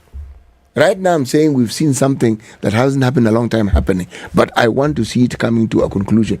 If indeed what the immediate former governor of Wasingishu said, that some of these are not quite what they appear to be, and they can be proven in court that they are not actually quite what they are, then we will accept that the man has a point. This process has to take place, and even his side, because according to our laws, that man is innocent until proven guilty. Yes. I will want to hear what he has to say, and I will want this thing determined by a competent court. When I've heard, then I will say. But for now, I know he was arrested. That's it. Everything else, I do not know. I will wait and see. Okay. We essentially are saying that you can talk about telling us that corruption is bad if you want to apply something as simple as good and bad in terms of a description. It is wrong. There are certain things that we do. I mean, what did he say? If you look at that and you want to quote it again, he celebrated the progress Kenya has made in devolution over the past decade, and he then warned against mismanagement of funds in counties, regretting that many have become hotbeds for corruption. We know these things. We see them. You can see that individuals are becoming enriched by the proceeds of mismanagement of these funds, by the criminality of this devolved units. We can see it's criminal. It's criminality that's being exemplified here. It is. That public funds are being misused, projects that they stall, people are being paid for work that they don't finish, and then you come and you start them all over again. Funds are being mismanaged, and people complain every day about the fact that, well, we don't get enough from the National Treasury. Okay, the one that you have gotten, what exactly have you done with it? So they're being called hotbeds for corruption. My question is, if you know that these things are happening, if you know the individuals who are behind them, if you are really invested in making sure that corruption comes to an end, why then do we not see the action that you're talking about then? Why then does that not happen? And for me, that is proof that you're actually serious about fighting corruption. You know who these individuals are. You can trace and track and see how far back it goes. You know the kinds of money that has been spent. You have entire systems within government that track payments. There's no way a trail will not be left behind. You know where these things are. Why not do something about it, I think, becomes the question. It becomes more than words. It becomes a little bit frustrating. See, we have a legal system within a legal system. There is what is written and what the Constitution tells us and what our laws tell us.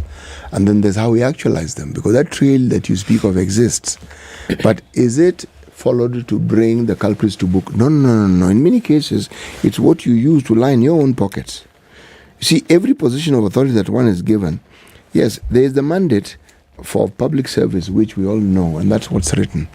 But in reality, for many people, it is a job you've been given to ensure you enrich yourself as much as you possibly can. Why is it that in other societies, in other economies, ask yourself the question that if your name, as in your name, is mentioned in the same sentence that 10 shillings has been stolen, they just mentioned your name. They didn't say that you're the one who took it. They didn't say, CT, we saw you. Your name is mentioned. Do you know what you do? You resign. You step aside. You resign. You say, no, because an environment has been created whereby impunity, corruption, mismanagement is frowned upon, so much so that you do not want to be associated with it. But somehow here, the cookie jar, we are even inside the cookie. We are not. We are not the hand. We are inside. We are inside the cookie jar, and we have covered our heads with the cover inside of the cookie jar, and we're still saying, I will never resign. What are you talking about? It's not my fault. Look, where is my name there? Why is that same thing not possible? Why can we not imbibe that? Let me give you a theory. This is a perspective. Should we go on a break first? Let's go on a break. Well, no, go ahead and. All right. You see, this presidential system experiment is not working for us. It's an experiment. We've had to 10 years. This thing is not working. It's not working because the problems we are now speaking of are problems, many of them we inherited from the Uhuru government. When Chapter 6 got attacked, when these commissions that I'm speaking of were brought to a halt, was in President Uhuru's time.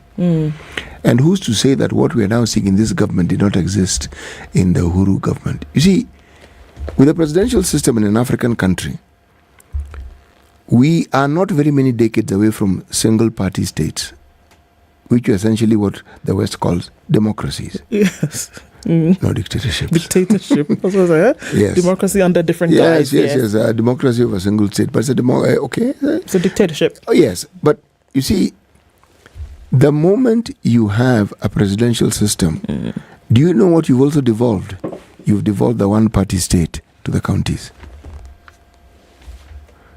Because if you look at the configuration of most of our counties, they are representative of the party and the community that is there, because the communities are aligned to parties. If it is Eastern Province, Machakos and what have you, it's a wiper dictatorship. The majority of people in the governor's positions and the ones who are assembly members, they belong to wiper. So it's wiper in charge of the county system. You go to the western part of the country, it's ODM, then with the smattering here. But essentially, you go to North Rift, it is UDA. The one-party system was devolved to the counties. So essentially, they are dictatorships. Any wrangling that they have has nothing to do with good governance and assisting people. It's how much money everybody should get. The National Assembly pitches a fit. It's because of allowances. How many times have you heard the National Assembly pitching a fit because the citizenry of a county are not being accorded their just desire or the dues that are their rights? Tell me, how often have you ever seen it? How many times have you seen it? Me, I haven't seen it. Every time it is a money issue, and it's a money issue that is personal. They are supposed to get money and they have not gotten money. That's what it is. But beyond that, this democracy that we speak of, if there's one place it doesn't exist, it's in the counties. And that's why it is easy to perpetuate wrong, because you belong to the same club called a political party. Right. You speak the same language and you do what you do. So you're not going to be a disruptor. Who's going to question? Where is this thing going to come from? You will not be a disruptor. And if you're a disruptor, first of all, that party, you'll be removed from that party. You will face the music. Yes. On that note, let's take a break while I tell you about Choma Nangoma, Spice FM, Choma Nangoma, and Radio Maisha, all where you can get information about how you then will be able to attend this year's edition of Choma Nangoma. It's all about food, music, and parties. Sisi Tunenda. Wapi? Nakuru. For the Choma Nangoma? Nakuru, 26th of August this year. All roads lead to Nakuru County. Sounds like a plan. It sounds like a plan. There's an artist called Furthermore. There's another one called Otile Brown. There's another one called Calligraph. And another one called Ben Sol. That one you know. Nadia Mukami. Everybody coming down to Nakuru County at the Rift Valley Sports Club this year on the 26th. And it's happening for the first time out of Nairobi. Choma Nangoma Kowingi. That's what's going on. Tickets are 800 shillings on www.ticketsasa.com. You can stand a chance to win a pair of tickets by sending the word Choma to 24338. It's 28 minutes to 8.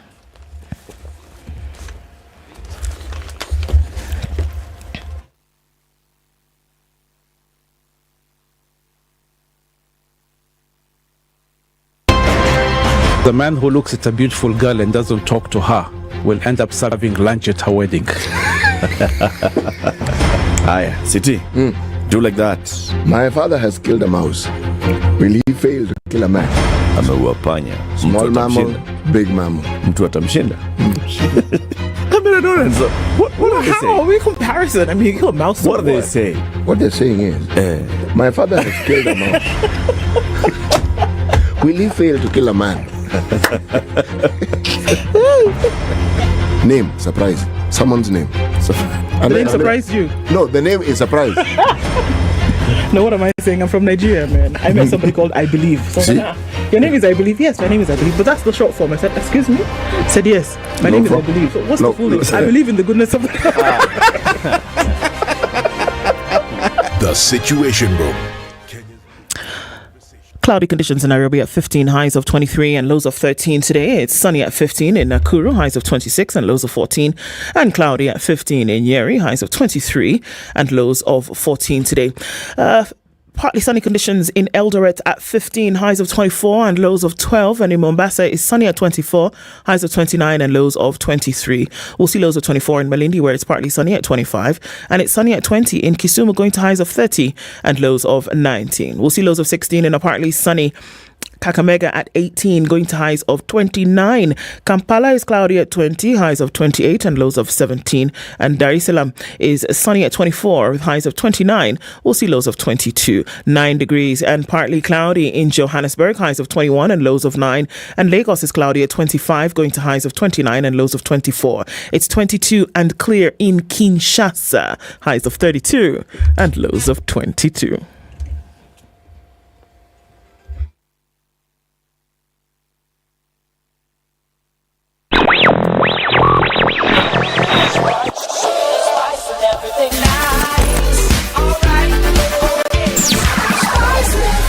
Spice up your life. Okay, so where are we looking at? It's heavy coming off the Thika Superhighway. Just at that Pangani underpass now is where we see some movement as you're trying to get towards the CBD. It's nothing too painful. Just a little bit of a hold up there, but then looking up greater into the Thika Superhighway, also coming in from Thika Town in Kiambu County. We're not seeing much of an issue here at all. All right, are you coming out of Westlands? You'll be fine getting all the way through towards the roundabout onto the expressway if that's your fancy, or then out towards Chiromo and then into the CBD. We're looking at North Airport Road coming in from Cabanas. It's pretty heavy as you get towards Outer Ring at the junction and as you're heading out towards the Eastern Bypass. Probably where we'll see the most of it this morning. Road is also behaving very well. A little bit of traffic getting towards Landis, and then it's going to chalk up as you get towards the Kamkunji roundabout as you head then onto Haile Selassie. Are you coming in from Gong Road? You'll be fine as well. And you'll see there's very little traffic on Naivasha Road as you head out towards Riara and then into Lavington, out towards Mzima Springs, and then onto James Gishuru. You're fine there. Traffic is not causing problems even as we enter it proper. Let's talk on Spice FM KE on Twitter and keep things moving this morning.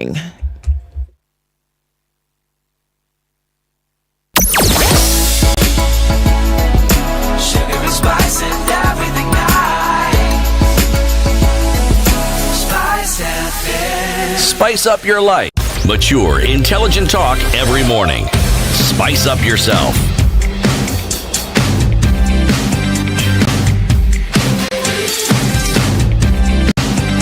Mornings done right. 94.4 Spice FM, Nairobi. 4 minutes to 8 o'clock. The second hour of Kenya's biggest conversation takes flight now, and it's August. It's the holidays, and your kids can actually benefit from being on holiday and watching TV. It's great stuff. Go TV is saying there's quite a lot of fun that can be had for children on Go TV with great shows. Today's Toad and Friends. It's on at 4:15 on Cartoonito, which is on channel 90 on Go TV Super. Engage the imagination of your children. Let's see how Toad lives in a mansion with in a big mansion called Toad Hall, and how he goes into adventures with his friends. You'll laugh at the way he loves to eat, loves to swim, and dresses up really stylishly, and the weasels and how they love to play tricks on him. Enjoy with your children, and they can get so much more when you download the Go TV app or dial *432# and stay connected to all the fun. Go TV, you got to love it. All right. As we look at other conversations that we're having this morning, devolution front and center, because it's going on in terms of a conference right now. But there are other things that continue to happen. And I wanted to come back to that corporal punishment issue. The education sector is getting quite a lot in terms of attention right now. Whether the curriculum will be buffered whether certain things will happen. But the treatment of children, for me, while going through school is a big issue. We highlighted that story, where we looked at that story that was highlighted today about this court case that takes a break because the mother of the child who had been, I don't know which word to use now, who had been so violently abused, had to be released from court because she was too emotional, right? But it points to what is really going on. And that was one of my reasons why I said, you know what? There's room for discipline, but in my mind, there's no room for abuse. And the reason why corporal punishment must stay banned is because very few people, in a moment when they're incensed, are able to then guard their excesses. And that is why you need to bring about a position where bans such as this are upheld. There was the suggestion to bring caning back into schools. And I said, no. It is not about discipline here. It's about the excesses that people are not then able to control. Who's to say that in your moment of anger, because the child, what is it that they did, that you are going to then punish them to the point whereby, for example, this young boy has been bruised. We do not know the extent of his injuries. We do not know if he's going to be able to function properly as a man later on in life because 5 adults decided to descend on him because he had a phone in school. Okay. Who's to say that you'll then be able to guard your excesses when you pick up a cane and decide to inflict punishment upon a child because of 1 or 2 things that they did? And who's to say that you can now take the law into your own hands because you sit in a position of authority over these children?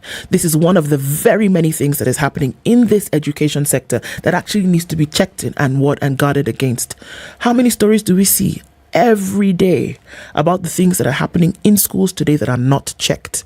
And so when we start to have these conversations about, yes, bring caning back, what kind of discipline should you bring back in? What does it start to ferment when now you're dealing with a situation where teachers, those who are put in a position of care over these children, then give in to their excesses and are not able to have any kind of control of function over them? And I think that is a big problem. One story reported, it is a representation of so many more that go unreported. The thing I find interesting and disturbing, the crime here is phone. Yes, he had a phone in school. He's not supposed to have a phone in school. No. Okay, so what schools have rules? All schools have rules. They're called school rules. Okay? So what are the rules about a phone? You're not supposed to have a phone in school. Okay, in the event that you found the phone, what's supposed to happen? They confiscate the phone. Precisely. And give you a warning. Is there a clause where they are supposed to beat you to death? No. That doesn't exist. You know, when people fly into a rage and you point it out well, it bespeaks of their state of mind. And it speaks of an unstable state of mind. This is a child. A child. The reason why we distinguish between children and adults, they are children, their entire lives, even through adolescence, is a big experiment. They are figuring out things, they are trying out things, they're trying to see things, they're trying to extend limits. That's what people do. Now, adults forget that as children, that's what they did. They may have expressed it differently.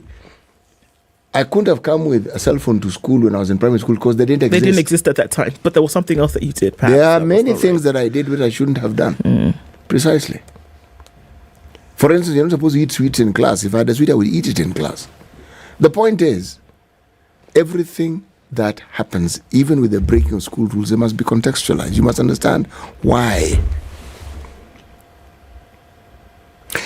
When I was a headmaster, I had a child who was always late. Always, in fact, no, there were 3. Always late. And the teachers got frustrated and said, no, these children must be sent home. I asked, do you know why they come late? Said, no, it's deliberate. There's one kid who used to come to school with a car. No, this guy, why does he come with a car? I said, let's find out why this child comes to school with a car, for heaven's sake. It so happened, he was the eldest child. He was 18 and he was in Form 4. He had a driving license. His father used to travel, was a businessman, he used to travel out of the country. So when the father traveled, it is him who took his siblings to school. So that's why he had the car. Yeah. Because some siblings would be taken back home at lunch. So he used the car to take them. It was a pickup. Okay?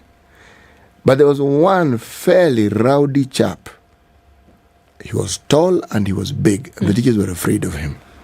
Again, this kid is rude, blah, blah. Same procedure. Why don't we find out what's wrong with this kid? Now, that kid, when I called him and his rowdy gang, and please explain to me what this thing is. The leader happened to live 4 kilometers away from school. And he used to walk to school every day, and I asked him why. He said he was living with his uncle. His father worked for the military. According to him, his father used to send money, but he would not get it. So the only meal this child actually ate was in the evening when he went home. He would walk without breakfast, stay in school the whole day without food, and then go back home to eat. We had a canteen. So all I did was give instructions and tell them. So he was hungry? Yep, I said, and his friends had similar stories. I said, just make sure these kids have lunch every day. What am I trying to say? I'm trying to say that there's always a reason behind something. You may not like the reason, but there is a reason. Do you think, CT, okay, some things that you've said previously and things that we've had conversations about here, that if you have a frustrated lot of individuals, for whatever reason, the compensation, remuneration doesn't make sense against the demands of life, so they're already frustrated at that point. They want to work in a certain area. That has not happened. So you pile up a little bit more frustration. You're a maths teacher, but somehow you've been given to teach something else. History. Yeah. So you're teaching history, or you're teaching, God forbid, Kiswahili, whatever it is, you're doing something that is really not within your interest. Many things are happening. So you become frustrated. Is that reason enough for the kinds of things that we see, for the kinds of things that are reported, and even those ones that are not reported, but that we still see, for the kind of behavior then that comes out very clearly to be one that is unstable then when it comes to the treatment of children in school? Remember that these children are coming to learn. There's a tall order that you've already placed upon their shoulders in terms of responsibility for the attainment of knowledge, right? Then on top of that, and whoever is delivering this knowledge, and look, this is a caveat here, let's just place it here and be very clear. We are not saying that every teacher who teaches is frustrated. No, that's not what we're saying. The vast majority of teachers they do an excellent job. Fantastic job with children in school. There's no question about it. But we also know that bad news travels much quicker. And it's absorbed and consumed much quicker than good news does. So it is going to be front and center when you see anybody who's mistreating children or doing it in one way or another. And one bad apple is all it takes to spoil a bunch. Is it enough? Does it suffice to say then that the frustrated situation that an individual may find themselves in contributes to how then they will treat those under their tutelage? They do. Because one, if I apply the same rule, find out why do these teachers behave this way. See, just like we are suggesting that they should be cautioned and one should be a little more circumspect in managing these things, the same with the teachers. These specific teachers, what they've done is wrong.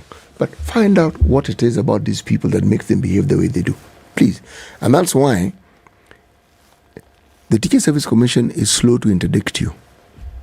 And when they do, it's to give you time to pile your case, pile as in put it together. Then put it together and then present it.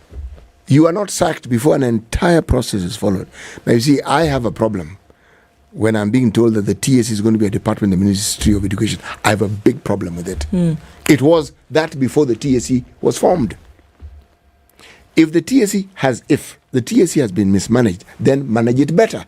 The solution is not to take it to the Ministry of Education. The solution is to get it right. Yes, not to take it. You take it back to the Ministry of Education. How exactly are you telling us things are going to get better? How exactly? What is this thing that being under the Ministry of Education will suddenly, what's the panacea? What is it going to do that will suddenly turn all these things around? Nothing, if you ask me. Absolutely nothing. So there is a pretense that you've solved a problem. In my mind, you've compounded it. You've really compounded it. These are teachers. This was a unit that dealt specifically with the teachers. Specifically, not curriculum. Why is it that the Institute of Curriculum Development is separate? Why? Yes, it's part of the Ministry of Education. It yes. is. But it's independent, is it not? What's the problem then with having commissions? We've heard folks in the health sector cry for donkey years about having a commission then that makes sure it caters to the needs of those who work in the sector. The Teachers Service Commission, we have commissions in other areas. Parliamentary the Judicial Service Commission. Parliamentary Service Commission, yes. because they realize the importance of those who work under this sector need a place whereby these needs are actually catered addressed, and that there's somebody who can make sure that these things are sorted out one to the other. Now when it comes to the teachers, you scrap it, put it under the Ministry of Education. Really? Why would you want to do that? Why would you want to do that? Again, we often want to make comparisons. And my problem with making comparisons between, for example, Kenya, Nigeria, South Africa, Rwanda, and you want to compare that to an education system in the Scandinavian countries. You like throwing those things out there all the time. All the time. Yeah, we say, after all, look at the Scandinavian countries. Okay, well, do you know what they've done? Teachers are some of the most highly paid individuals in the working society. But why also? Why? Look at the tests, the certificate test that a teacher in these Scandinavian countries want to shout to even about. Be accepted to train as a teacher. It's not a joke. No, it is not. Because they realize and they understand fundamentally the seriousness of the commitment that you're putting into the hands of a teacher. Do you want somebody who is they've gone to school, they've trained, they've passed the test, they've gotten the certification to then be able to come and put a foundation of learning in people who will grow up and run the country, operate in the country? They take it very seriously. Yes. Why can't we take it seriously? Why can we not take something so fundamental so seriously? It's the same thing like putting somebody's life in the hands of a doctor. It's the same thing. You've put the life of your child in the hands of a teacher as they go to school, not some wishy-washy thing. Actually, when you put the child's life in the hand of a doctor, it's for that moment the child is unwell. With teachers, for the longest period of this child's life as they're growing up, they're going to be in the company of teachers. The teachers are going to spend more time with their child than you. In loco parentis. They are there instead of the parents. It is not a small role. The teacher's role is not just to teach. They are there instead of the parents. Now you tell me. The ideas your child is growing up with, yes, you're at home with them. The teachers, why do children in our setup tell teacher said, meaning they're disagreeing with you? Yes. They're telling you what the teachers told me. Makes more sense than yes, that exactly. You're trying Now, to tell me. The influence teachers have on you, how do you even begin to compare that influence? And then the thing you want to do is you want to make sure that the people who have these responsibilities are the people who are most likely to be disgruntled because they didn't want to teach in the first place. I would be interested in the reasons as to why such a thing then would be removed from an independent entity and then put under, the care of the ministry. Because then what are you saying? What are you saying without saying it? That it really doesn't matter. That they can just sit over here and we'll sort out the issues. The ministry has its own problems. Too many, if you ask me. And there are many. Okay? Why do you even have a National Examination Council? I mean, all these bodies that we have that are separate from the ministry, yet they are part of the ministry. Why do we have them? For the purpose of efficiency. So that when you talk about a specific issue, you know exactly where to channel it. Now, you take one step forward, and then now you take around 4 backwards. So what then will happen to the teachers? We are talking about improving this particular sector by ensuring, first and foremost, that those who take charge of it are very well trained. Now, there's something about the Scandinavian countries called population. Okay? There are not that many. Maybe a quarter. Less than a quarter of the population. They are not that many. Yeah, that's Kenya alone. Number 2, they are wealthy. They were not always wealthy, just so that you understand. No, they were not. There's a time when they were fishermen and they were doing some funny farming like us. they were not what you see them as. Okay? Yeah. Some leaders came along and decided that they had natural resources which they want to harvest. We have natural resources. But the trend and the culture in this country, anything that's important and which can be of national help, no one talks about it. Most people don't even know. How many people know that we have iron ore in this country? Very few. We have. To the point that we've been exporting it for well over 20 years. Exporting it. Do we talk about it? No. So I know. We've been a net exporter of gems. Do you hear of that story? What am I trying to say? I'm trying to say that when you hear of a country having a sovereign fund, and that the per capita that every citizen is likely to have, if you were to say, as we saying, would be $1 million, it's because the leadership have looked after those resources, understanding they are national resources and every citizen must benefit from it. Not complicated. Now, here we have a resource, it's called human resource. We are seeing the benefits because the human resource is industrious in this country. Now, because they're industrious, like the way of most things that are good, they're taken for granted. That people will go abroad, people will do well, and they'll send the money home. But you know what frustrates me? See, we should not, at the point where we are, we should not be talking about some of these things. It should have been done, put it in a box, close it, we move. Why is it that we still keep going back? It's like you are being taught to learn how to masticate all over again. Now take it, put it back, learn how to chew, move like that. Come on. We should have reached so much further than this by now. And I can understand that people will say, yes, well, at least, if you compare to other countries, and that's okay. No, forget the comparison in other countries. But you've been there, you've chewed this thing, you've moved back and forth. Why are we still... The result of the things we've set in motion over time. Remember, first of all, look at how it is. We institutionalized marginalization for a very long time. And this was the ill that the county system, in my mind, has really helped to try and cure. And in that regard, it is wonderful. There are many regards in which it is wonderful, but that one. Now, marginalization meant you didn't have schools, you didn't have hospitals, you didn't have roads. And the central government gave you money when they saw, felt, thought, whatever. CDF and all these funds have come to help reduce that. But alongside this, the culture that we also inculcated in this country was when your community had a leader who was the president, then you people had the pick and the choice of things. You benefited the most. But that is not true. A few people within that community benefited the most. That is the truth. The vast majority of people in that community did not benefit. They just went about their lives as normal. What needs to happen? Because the thing is, I find myself always stuck and I say, okay, so we see that this is the way things are, but then we have a heated conversation about it and we say, okay, this is the way it ought to be. But then after that, we kind of put it to bed, right? But short of getting into the minds of people and shaking them to some kind of reality that if you do not do this, this is what's going to happen.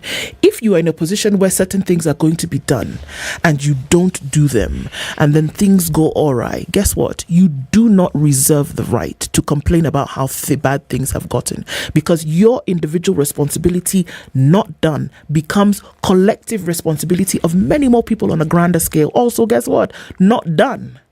And then we don't move. We're asking why we don't move, why we're not progressing. You keep thinking, that thing you say, third country, what? The third world country, Banana Republic. Why? Yes. Retrogression is not some magic voodoo spell that happens. You actually take the step back. You do.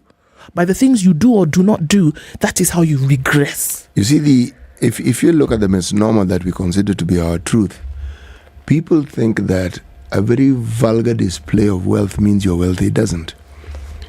Driving a humongous car that guzzles fuel as though it's coming to an abrupt end does not mean that you're wealthy. It just means you're driving a big car. But that seems to be what most people want. You want to be seen to drive a big car. You want to be seen to be living in a big house in a particular leafy suburb. And not just in Nairobi, but wherever it is you come from. And every part of this country, if there's a headquarter that was once a provincial headquarter, there'll be a suburb in that place. So, where do you see the emphasis on values? Where do you see the emphasis on morality? Where it's not there. Our morality is a commercial one, meaning those who subscribe to the Christian faith will go to church on Sunday, and then Monday to Saturday they do whatever it is something totally different. Completely, yes.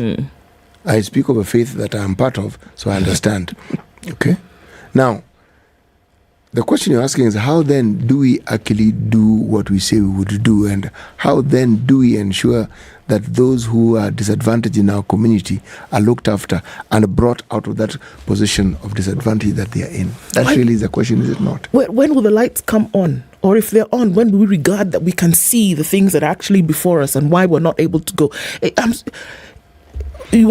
These lines that are drawn between develop and developing and least developing and most developing and middle developing, it's individuals. It's people. You've got It's people who don't do, or people who don't think or don't implement or decide to steal or decide to be impugned. It is all of that. Yes, but by the same token, it is also people through their personal industry that bring about what we're now calling remittances. It is individual effort. Government participation is that one probably is to receive the money through the systems that we have, the banking systems. Now you asked why they don't pitch a fit. That actually is the way of pitching a fit. If the government isn't going to do it, we can do it ourselves. We can then start to pitch the fit. We can do it ourselves, and we don't need them to do it for us. That's what it gets to. An hour of rant. It's necessary to have every now and then also keep bringing these conversations to the fore. A Eurobond is up for pay in Kenya in less than a year. Where is the money going to come from? How was it owed in the first place? Jimmy Wajigi will be in the hot seat at 8 o'clock as those conversations continue. Eurobond, how much do we owe? Where did it come from? Where is the money to pay it going to come from? Conversation coming up at 8.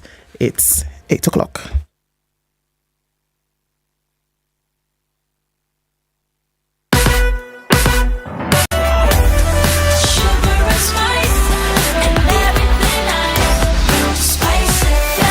Spice up your life.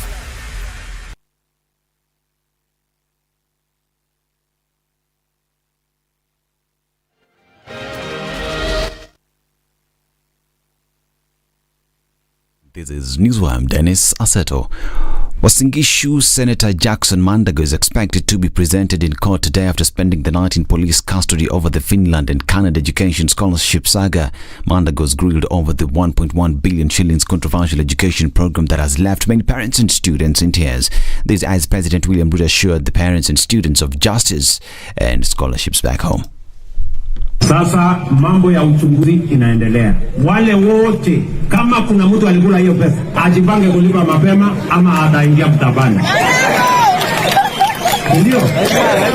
Hakuna maneno ya kubembelezana. Pesa ya ng'ombe ya mtu ama aliuza shamba, lazima arudishiwe pesa yake. Lakini hapo mbele wakati uchunguzi itamalizika, mimi nitaona vile tunaweza kusaidia wale watoto ambao wamehusika na hii matatizo. Kwa sababu ni watoto wetu na ni watoto hawana hatia, so tutawapanga vile tunaweza kuwapatia scholarship ya nyumbani hapa waende wasome ndio tuweze kuendelea na mambo yao. We are following up on this developing story. Be sure that Newswire and the entire Standard Media Group will be bringing you the very latest on that story. Now, about 1,700 Form 1 and 2 students from Trans Nzoia, West Pokot, Elgeyo Marakwet, Baringo and Wasingishu counties, who are sponsored by Equity Bank under the Wings to Fly program, have met at St. Joseph's Kitale High School in Wavula, given training on leadership and discipline issues. Audit Director at Equity Bank, Bildad Fomba, and the manager of the bank's Kitale branch, Michael Shenge, described the students as pillars of the society and reliable in the future. We are hosting 1,007 Wings to Fly scorers and Erimu scorers. They are Form 1 and Form 2s from 5 counties, that is Trans Nzoia, West Pokot, Baringo, Elgeyo Marakwet and Wasingishu, aligning their values and preparing them for leadership because they are pillars to our future.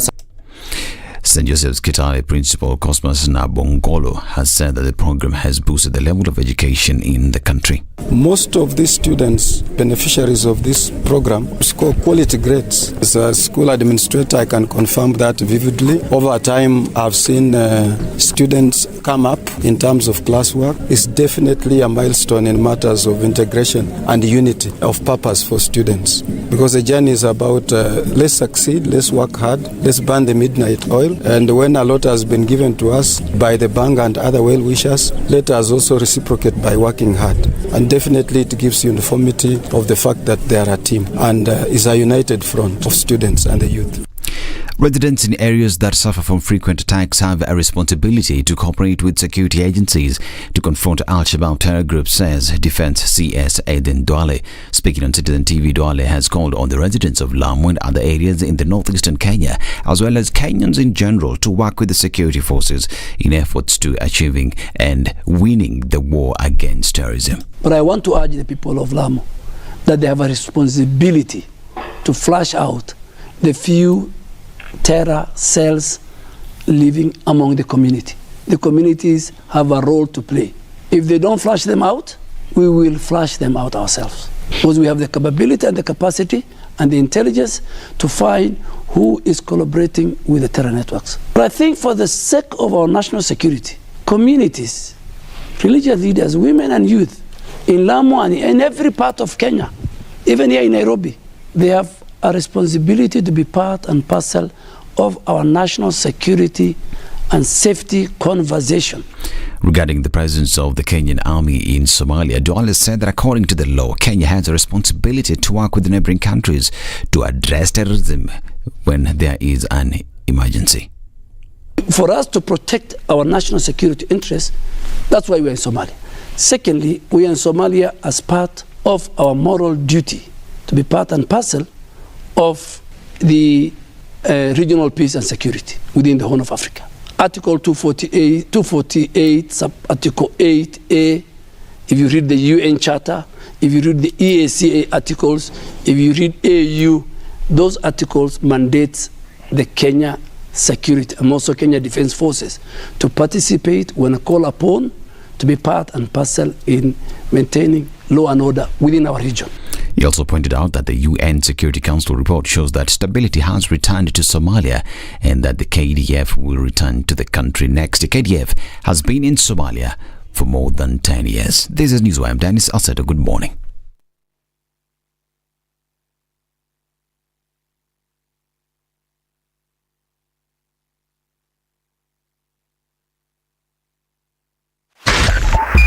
.5 Spice FM, Kisumu.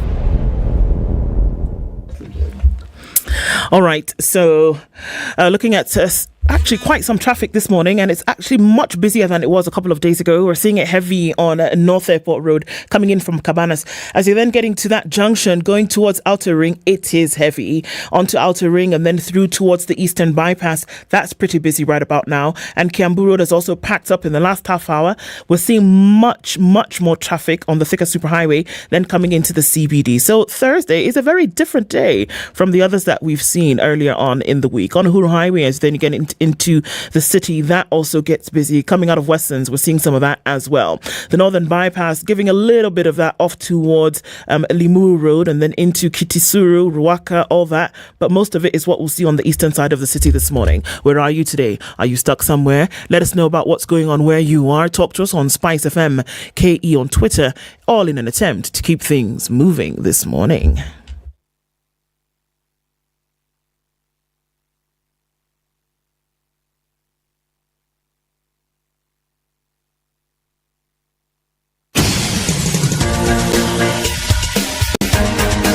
This is The Situation Room, the home of hard-hitting political commentary and penetrating insights about the state of the nation. This is a talk radio experience like no other. The Situation Room, a place for hard truths, debates, and elevated conversations. The Situation Room, witty, political, engaging, deep, controversial. In the room, we have C.T. Muga, researcher, academic, seasoned political observer, a fountain of wisdom in these politically uncertain times. Ndu Okoh, Nigerian by birth, Kenyan by choice, communications expert, Pan-Africanist, a truth seeker and believer in people power, and Eric Latiff, agent provocateur, the man in the chair, seasoned journalist, news hound, a man who believes in punching up, not down. It's 7 minutes this after 8 is the o'clock. Situation Room, the only third hour of Kenya's biggest conversation this morning. And as we do that, we're going to have a money conversation this hour. And our guest is already seated in the studio, Jimmy Wanjigi. No introductions needed here. And we're talking big things today. But before we run into that, let me tell you something else that we'll be running into come the 29th of October, right? The Standard Chartered Nairobi Marathon enters into its 20th edition this October, and you can actually start working towards it. 2,000 shillings is what you need to register on www.nairobimarathon.com. And, you start working out.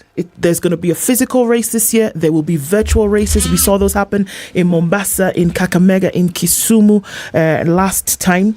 And then the physical race takes place coming off of Uhuru Gardens on Sunday, October 29th. All proceeds go towards our Future Makers campaign, which helps young people, especially girls and people living with disability, to learn, earn and grow. Keep it here on Spice FM to find out how you can participate in that coming up on the 29th of October. All right, and here we are. Jimmy. Good morning. How are you today? I'm very fine, thank you. You look very well in the chairman's seat. I know. Usually I'm seated next to you, you know? It's not as warm over here without you. Siti habari. It's good to be back. Good to have you back. Asante. Big things to be discussed today.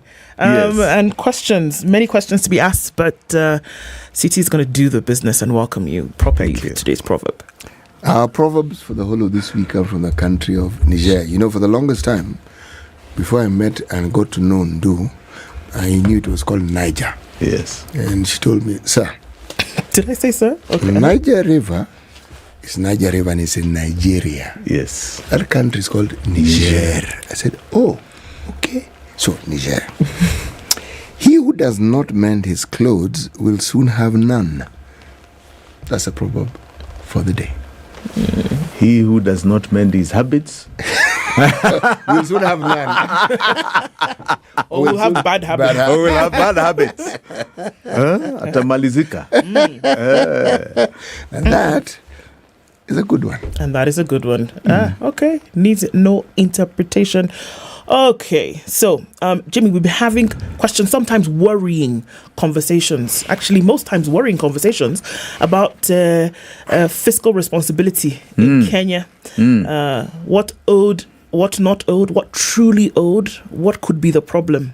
Another one of those elements is Eurobonds. Let's do a little bit of background to this. So before we get into some definitions about exactly what's going on, $2 billion is staring Kenya in the face. June 2024, latest Eurobond payment must be made. Not can we make it, not is it possible that we make it later. No, June 2024, Eurobond payment must be made. It's a debt. First of all, what is the Eurobond? And why does Kenya then have that debt responsibility of paying it? Wonderful. As I said, it's good to be back. I think just to give you context, let us talk about all the Eurobonds that were taken and come back to your 2 billion that are due this coming financial year. The first Eurobond, which is what you're saying is to be taken, is to be paid this year, was $2 billion taken 10 years ago, owed to Standard Chartered Bank through JP Morgan Stanley. JP Morgan Chase, in fact, is the word. And this was a 10-year bond payable, as you said, June next year. The second Eurobond was taken, creditor is Citibank.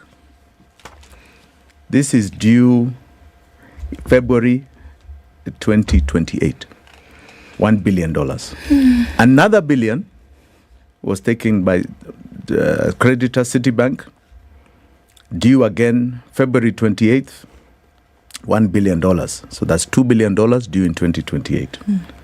Then you have another one by Citi, what they call Citi Group Global Markets Europe AG, $900 million. Payable in equal installments commencing 2025 May.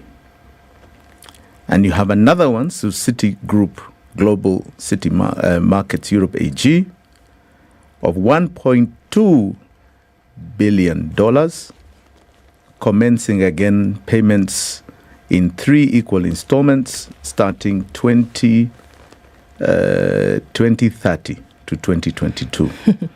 So the total Eurobonds taken have been $6.1 billion, just to give a global perspective. That in today's value is over 900 billion Kenya shillings. Okay. So 6.1, 900 billion shillings plus. Okay. Okay. Okay. So that's an important perspective. Now, you've asked a very good question. Why were they taken?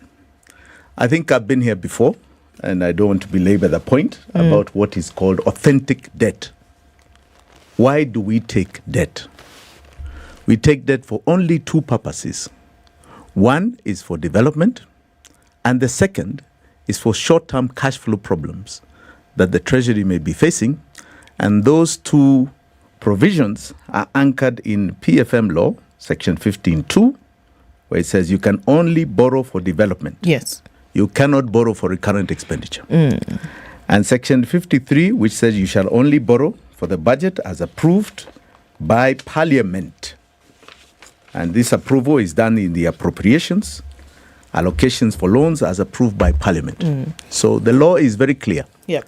Now, the short-term cash flow problems can only be 5% of the last audited accounts. So in the last audited accounts, you had a revenue of about, tax returns, you had a revenue of about 1.9 trillion. So the maximum probably could take is about 90 billion Kenya shillings as an overdraft at CBK. So this is very clear. So what was the Eurobond of 2024? Now, this was the first Eurobond the country took. And it was heralded as a milestone. I remember the president at the time on the steps of State House talking about how people are very interested in investing in the Eurobond.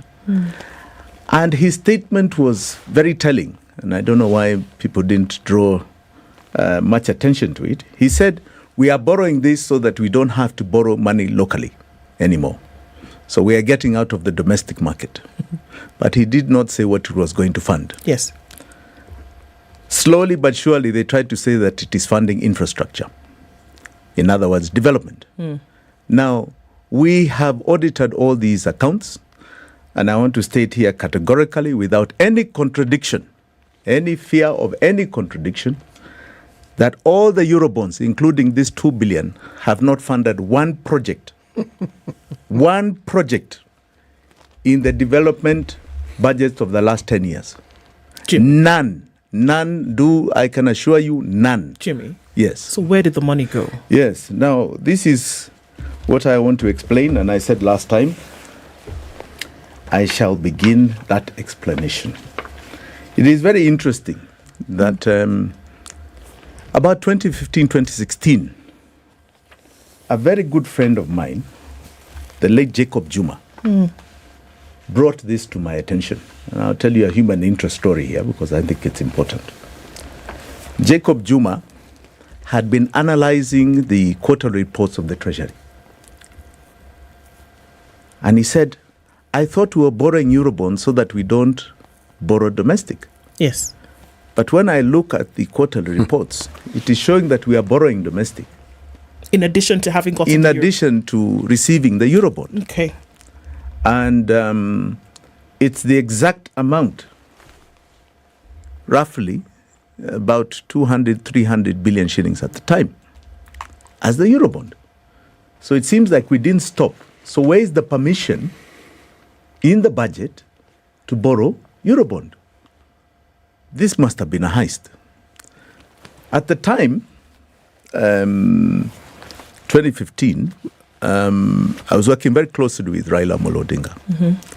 And we presented this to him. And we agreed that the way we'll address it is by asking the Treasury questions. So he very quickly got his able legal man called Paul Mwangi to write on his behalf to Henry Rotich, who was then heading the Treasury. And Henry Rotich was given a deadline, 14 days, under which he should publish where the monies of Eurobond are, whether they came into the country and what they have been spent for. And Raila said at the time that in 14 days he shall go to the Treasury and collect this evidence. The night before the deadline was over, the Treasury very gladly posted on the website all the details of the Eurobond transactions, from beginning to what we perceived was the end. Right.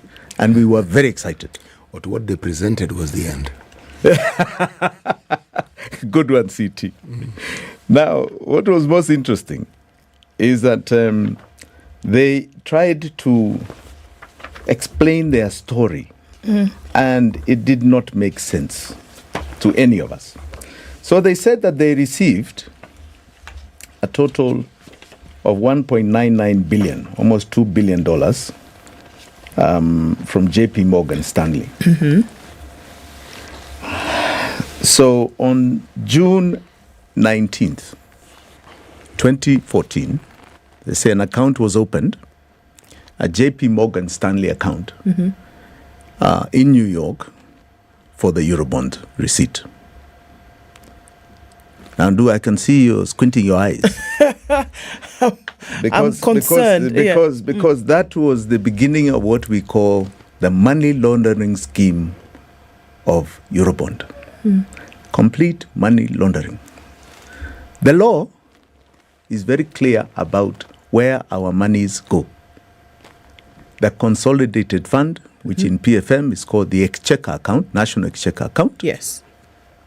Is where all monies, all revenues received by government must go. Taxes, debt, everything.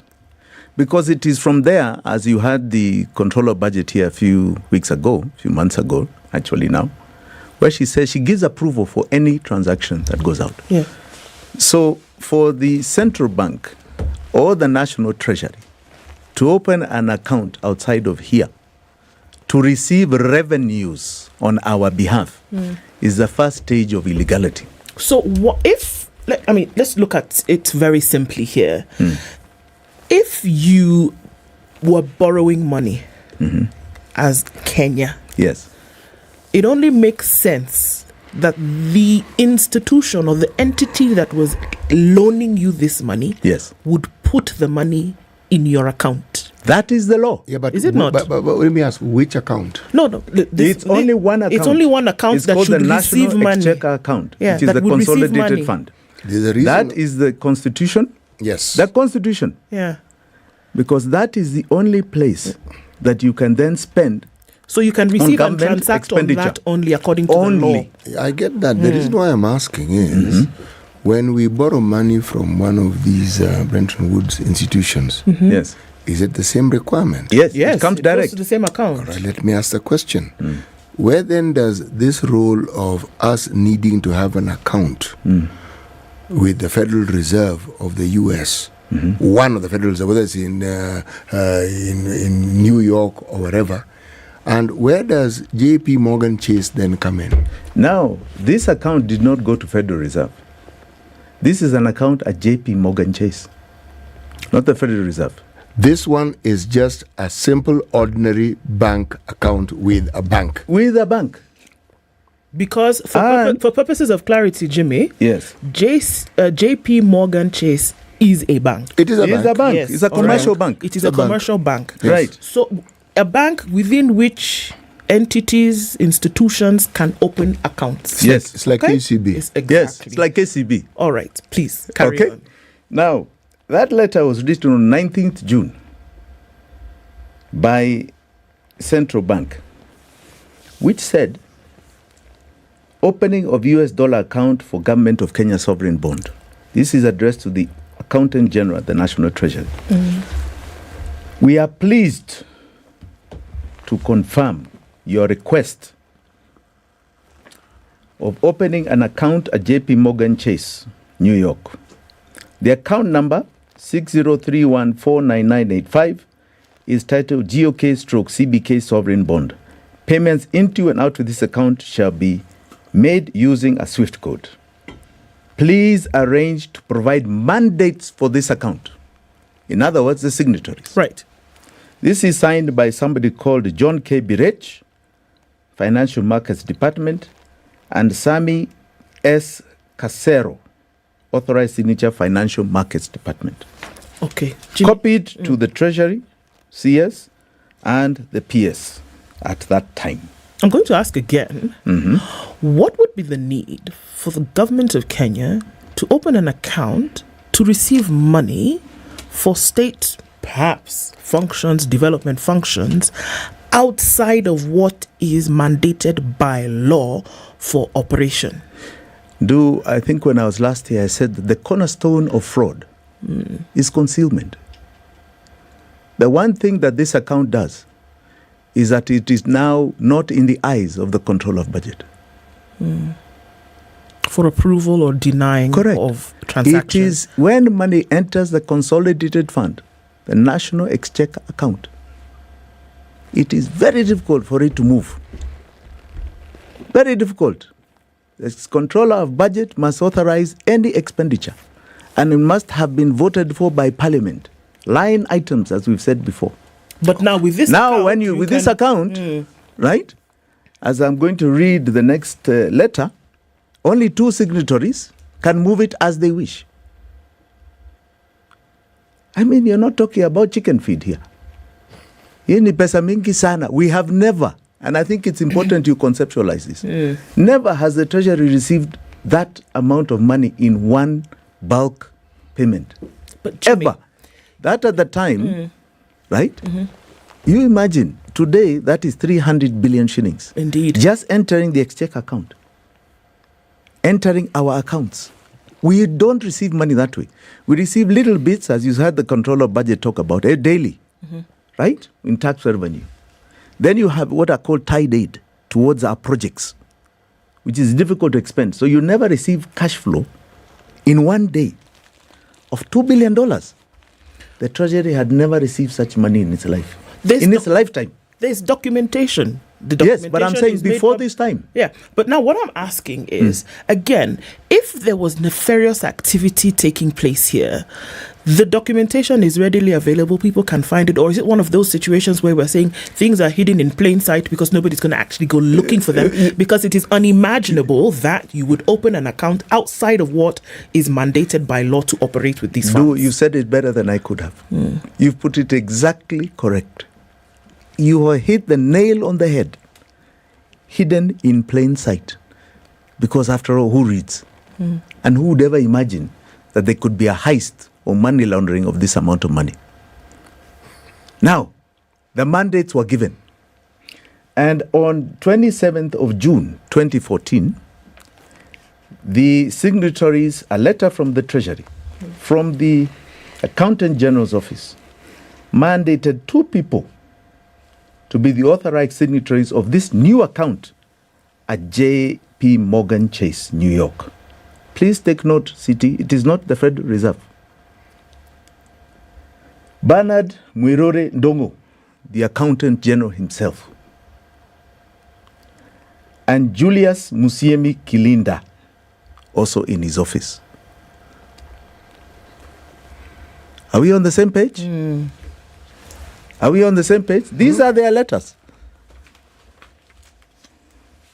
These are their letters. Now, as I said, this is nothing more than an elaborate money laundering scheme. Nothing more. Did money actually move into those accounts, in and out of those accounts? And then do we know for a fact that they did, and where would they have been going? Because there's one thing to open an account, Jimmy, and then leave it dormant for whatever purpose. But there's a totally different thing to see transactions on the account and how money has been moving in and out. And now, in addition to that question, the Eurobond, which Kenya owes, in order for you to owe something, you must have received it, isn't it? Correct. Now, is there proof that money actually made its way into Kenya and was used on the consolidated fund? I mean, we're saying that it should have been if it was coming into Kenya. Do we then see that money then came in, the 1.99 billion? Yeah, what we see from a statement from J.P. Morgan Chase is that money went from Standard Chartered into J.P. Morgan Chase account Kenya National Treasury account at JP Morgan Chase. So that money, 1.99 billion, did enter this account in New York. That we have been given evidence by JP Morgan Chase. Okay.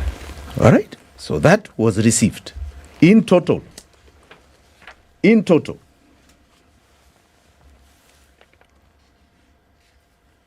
All right. So it moved from Standard Chartered, and it started on the 3rd of July. The 3rd of July, and a total sum by the 24th July was in the account. 2nd of July, sorry. A total sum of 1.99 was in that account that had been opened with 2 signatories from Kenya, Bwana Dongo and Bwana Musiemi. Now, we also see thereafter movement, and very scantily produced to us. Now, let me go back a bit. That movement goes like this. Tracking the first one.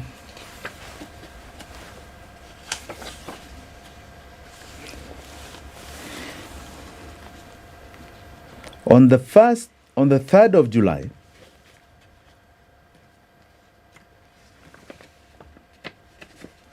let's make sure I have this right. Yeah. On the 3rd of July,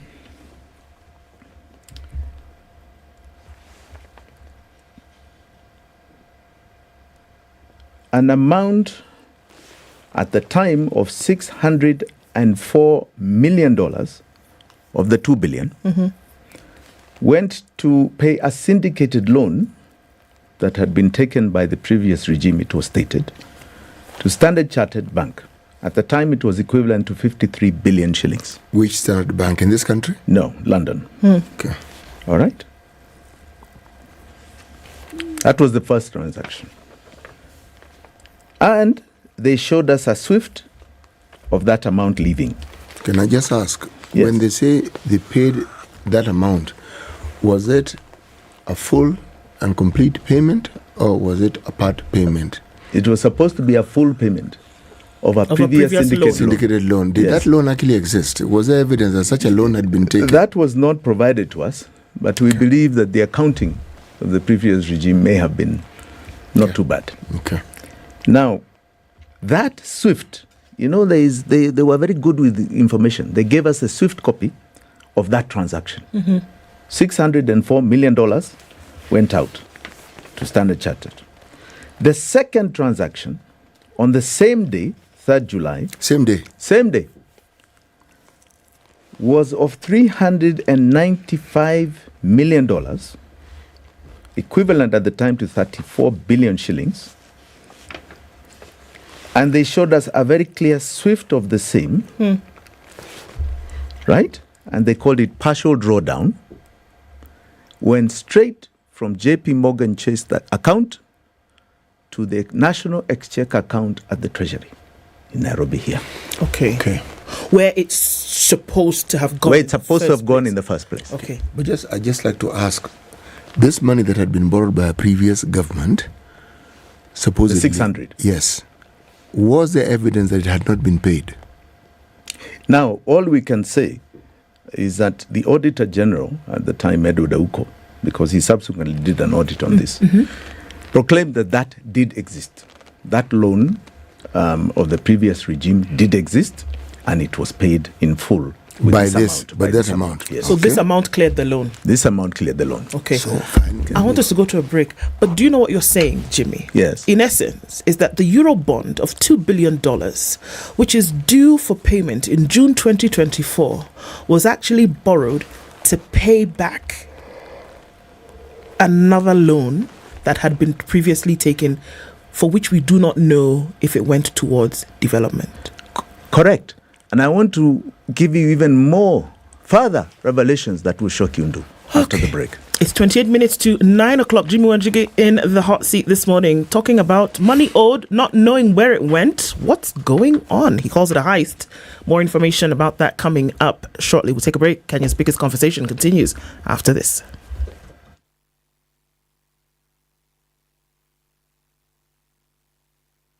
This is the Situation Room, the only way to start your day. If a lion shows you its teeth, it doesn't mean it likes you. It doesn't mean it likes you. It won't start. A liar calls as witness one who is either dead or far away. Say it in Kiswahili. Ben low, nin inte, yenin der, ayu markati kadikta. You know this character called liar. He has disturbed people. So when you tell him, who are your witnesses, he will take you to a place where it is difficult to verify. For someone like me who sweats a lot, I cannot survive there. Sweating is biblical. Good. And you must blame it on Adam, not me. Because Adam messed up and he was told, now you fellow you, by the sweat of your brow, thou shalt eat. The Situation Room, Kenya's biggest conversation.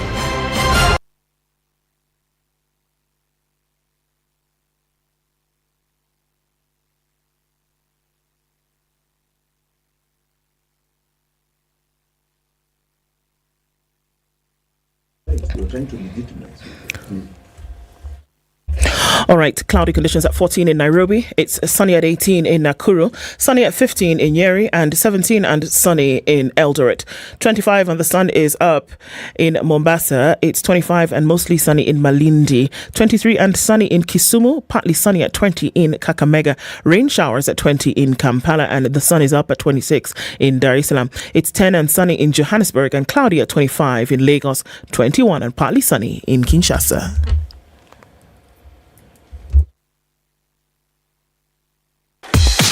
Welcome to Spice FM, the best exclusive radio station bringing you the best mix of the best music ever.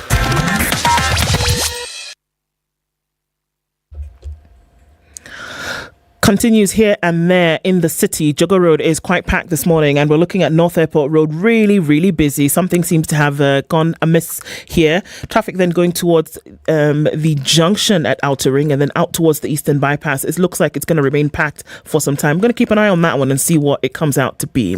On the Thika Superhighway, we have not seen much traffic this morning. We're seeing just a little bit of it on Wangari Maathai Way, coming in from the Pangani Underpass. Go that way or go towards Muranga Road, which is going to hold you up a little bit as you're trying to approach the Globe Cinema overpass. Coming out of Westlands, you should be all right. James Kishuru, not too packed. Keeping an eye on everything as we try to keep things moving this Thursday. Talk to us on Spice FM KE on Twitter.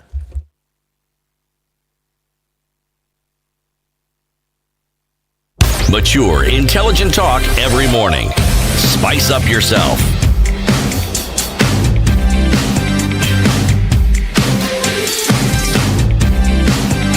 Mornings done right. 94.4 Spice FM, Nairobi. It's up for payment in 20. Let's just do a recap of that. If you're just joining us, Jimmy Wanjigi is in the studio with us this morning, and we're talking about Eurobonds due. Quite a number of them in succession from 2024 to 2025, 2028, up until 2030. We're looking at 900 billion shillings over that period of time due. And one thing sticks out here, Jimmy, is that money borrowed, it would be clear that from what you're saying, this money did not go towards development. And money that is due next year went towards paying another loan. And the rest of the money that then came into Kenya, which you said, there was some money that's said to have come into the Exchequer account. Where did that money then go? We cannot trace it in any use of government. In fact, we can only say that again, because it did not have a vote. It did not. And the Auditor General did not give us clarity on its usage, that is something that must be audited in urgency. The $395 million that came in.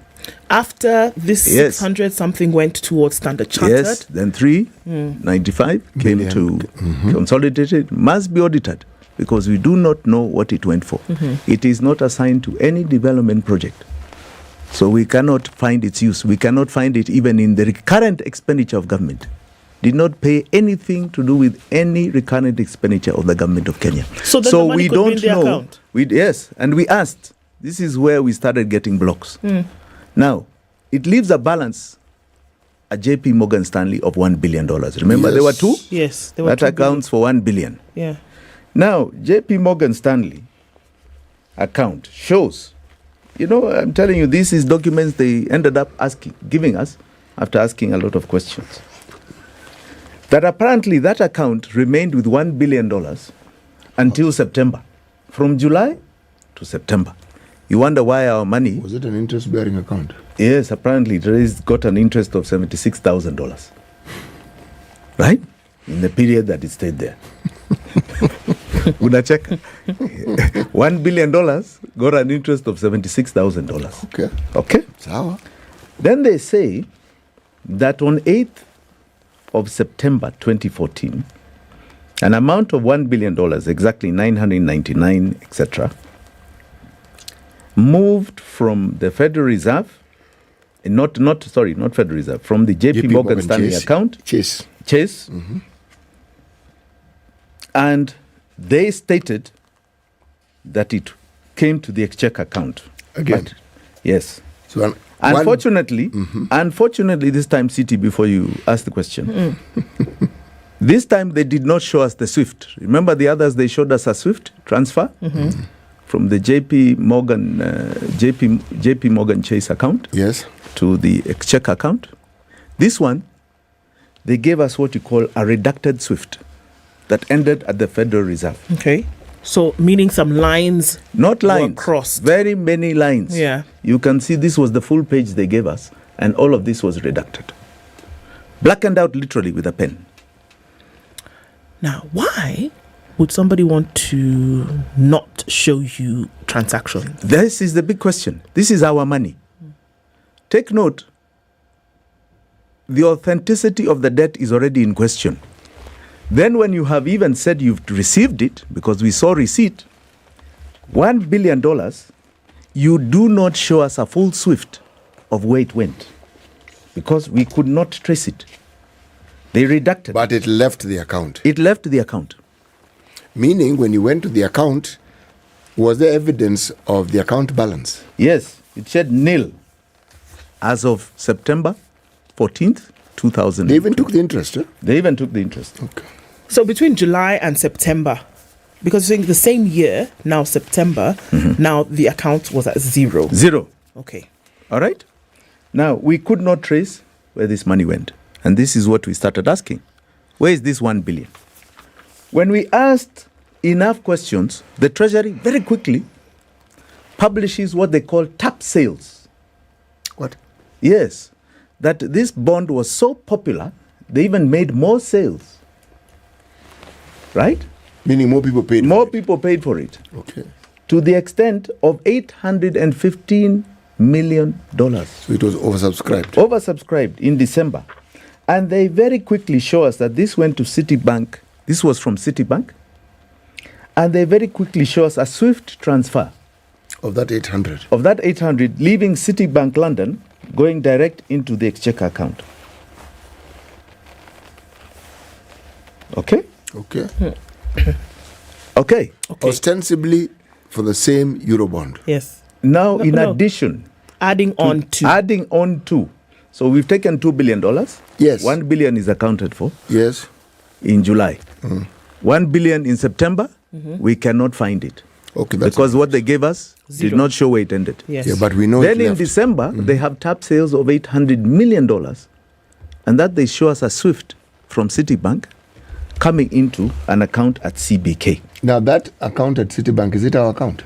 Now, it came direct. You see, like now what we were asking before.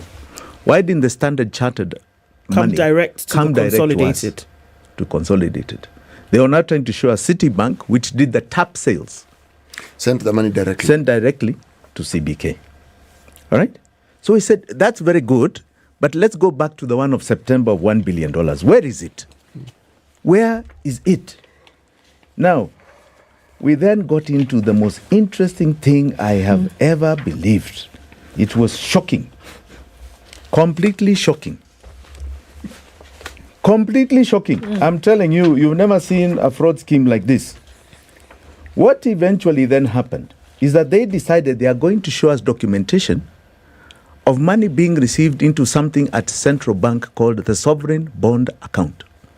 We have such a thing. Can you imagine? I'm just asking because it is possible we have such a thing and I didn't know. Can you imagine? Since when? Since when do they suddenly have a new account called the sovereign bond account? Mm-hmm.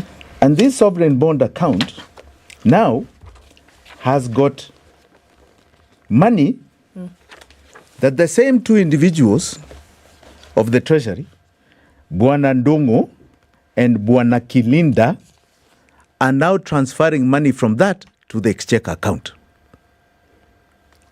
So they are saying that money being received from the JP Morgan Chase, $1 billion, and the Citibank went into something called a sovereign bond account. And they even give us an account number. At the Central Bank of Kenya. At the Central Bank of Kenya. And they call it proceeds from the sovereign bond account number 10021727764 should be transferred to the exchequer account thereafter. Let me just understand. A sovereign bond, that's a financial instrument that a government issues. Yes. So why are we paying money into it? Correct. Take note. We open a separate account illegally at JP Morgan Chase. Yes. We open a separate account at CBK. Yes. Kenya, illegally, instead of it going to the exchequer account. Why? Avoiding COB. Are we clear? Me, I'm actually not clear because this thing is actually beginning to... No, what you're saying makes sense. It is why all these things, because Eurobond is the equivalent in Europe, so to speak, of our sovereign bond. Yes. If my understanding of these things is correct. It's a bond, but depends on where it is issued. But this one, for money to come into that account, I assumed that the government had issued a bond that was oversubscribed. Okay? So I would ask, when was this bond issued? If it is oversubscribed, okay. During which period of time? Because I would assume there are processes by which the government does these things, and usually in the public domain, so you know. There's a notice that the government is issuing this bond, and then people bid, and et cetera, But I don't know of that, and then I hear of money coming into an account for that particular bond. And that bond I don't even know about. Correct. So what we're asking... You see my confusion? Correct. So correct, essentially, CT. for a euro, because these things are made public, yes, there would be an announcement of the same, yes, intent to issue, yes, and then at issuance, again, there would be another notice of the same, yes, and you're given the reasons as to what this money is then going to be used for. Yes. Is it not? Yes. That information, by law, is required to be made public. Yes. Okay. A prospectus is even done. Yeah. Yes. Right. It is. Now, I want to assure you of something. That what you are seeing here is nothing more, as I said earlier, than a money laundering scheme. Nothing more. That is why you have all these queries. Why open separate bank accounts to the account established in law by the Constitution of Kenya? What are you hiding? In money laundering, that is the art. Like fraud, it is the cornerstone of perpetuating money laundering or fraud. You open accounts outside of the law. One was open at JP Morgan Chase and one was open in the Treasury. Now, what is most interesting is that it is in a series of something like 8 letters. In fact, it's exactly 7 letters. That they try and show us that money entered into an account at CBK called Sovereign Bond Account, and that they transferred that money to the exchequer account. Okay. They could not show us any other evidence other than those 7 letters. Okay. Right? Now, those letters are simple instructions to CBK. right? And they start, very interestingly, on the 15th of September to try and show that the money of 1 billion that we're querying, the 15th of September, they transferred part of the proceeds of that money, which they so-called said entered into this bond account, of 25 billion shillings. So right? that money was supposed to be in the exchequer. In the exchequer. All right. No, take note. It was in us. It apparently, remember we are querying, where did $1 billion go? Yes. Yes. In September. Yes. And they we have a redacted SWIFT. Yes. So now they claim in these letters addressed to the Bank Services Department of CBK by instructions. These are transfer instructions. That, kindly transfer 25 billion from this account, sovereign bond account, to the exchequer account. So what they are saying is that, you see that money, that 1 billion, part of the proceeds transfer, because you received it in an account called sovereign bond account. Yes. Transfer it to what? Exchequer account, national exchequer account. Okay. If it is indeed money that was transferred from wherever, is there evidence? Yes. No. There's not even an acknowledgement from CBK. Because one thing we have previously from CBK is an acknowledgement to the Treasury, right? From CBK. For example, the 395 that had earlier been transferred to the check account. Yeah. You have an acknowledgement. We confirm we have credited your account with $395 million. This was in July, right? 4th of July. So it's common practice. Common practice. We have credited your account, in other words, the account of the National Exchequer account. Here, on these ones, there's no confirmation from CBK at all. At all. They produced no letter confirming from CBK to the Accountant General that they are in receipt. Even others have shown exchange rate. You know how you have exchange rate at the time? We have transferred Kenya shillings at an exchange rate of this. That they showed of the 395. But all these other amounts, they did not show. Because even if that money was wired from some other account, it had to be in a denomination of that particular country. Yes. And the exchange rate would also have been It was in indicated. dollars. Yes. Correct. Okay. So now, these letters, and I want you to see them. There are a series of 7 letters. And they start in September and end in June. The following year. Here we go. June the following year. Right? So the end of the financial year. 2020. Now, I want you, CT, to just note something very clearly here with, you see, every letter must have a folio number. What's a folio number? In other words, reference number. Okay. Right? And you will see very interesting numbers here. Just to show you, somebody here was just cooking up documents after the fact. I want you to specifically look at that one, which is dated what? This one is dated, the date is over September. there. Right, 15 September. 2014. Signed by who? This thing is signed by a certain BM Dugu. Yes. And a certain JM Kilinda. Yes. Yes, these are. Of how much, what is that instruction to transfer? 25 billion. These zeros, I mean, they are 9. Yes. Zeros. Yes. It's an instruction to CBK. Yes. What is the folio number? Folio number is this thing here. Yes. It's AGCONF full stop stroke 17 stroke 01 stroke 1 volume stroke 1 stroke 25. Yes. Let me go to the next one. Go to the next, no, go to the one after that. This one is murky. Go to the next one. This one you can't see. That one. It's supposed to be the same thing, isn't it? Yes, of how much? What date? This one is 21st January 2015. AGCONF 1701 stroke volume 1 then 1 stroke 4. It's a different folio number.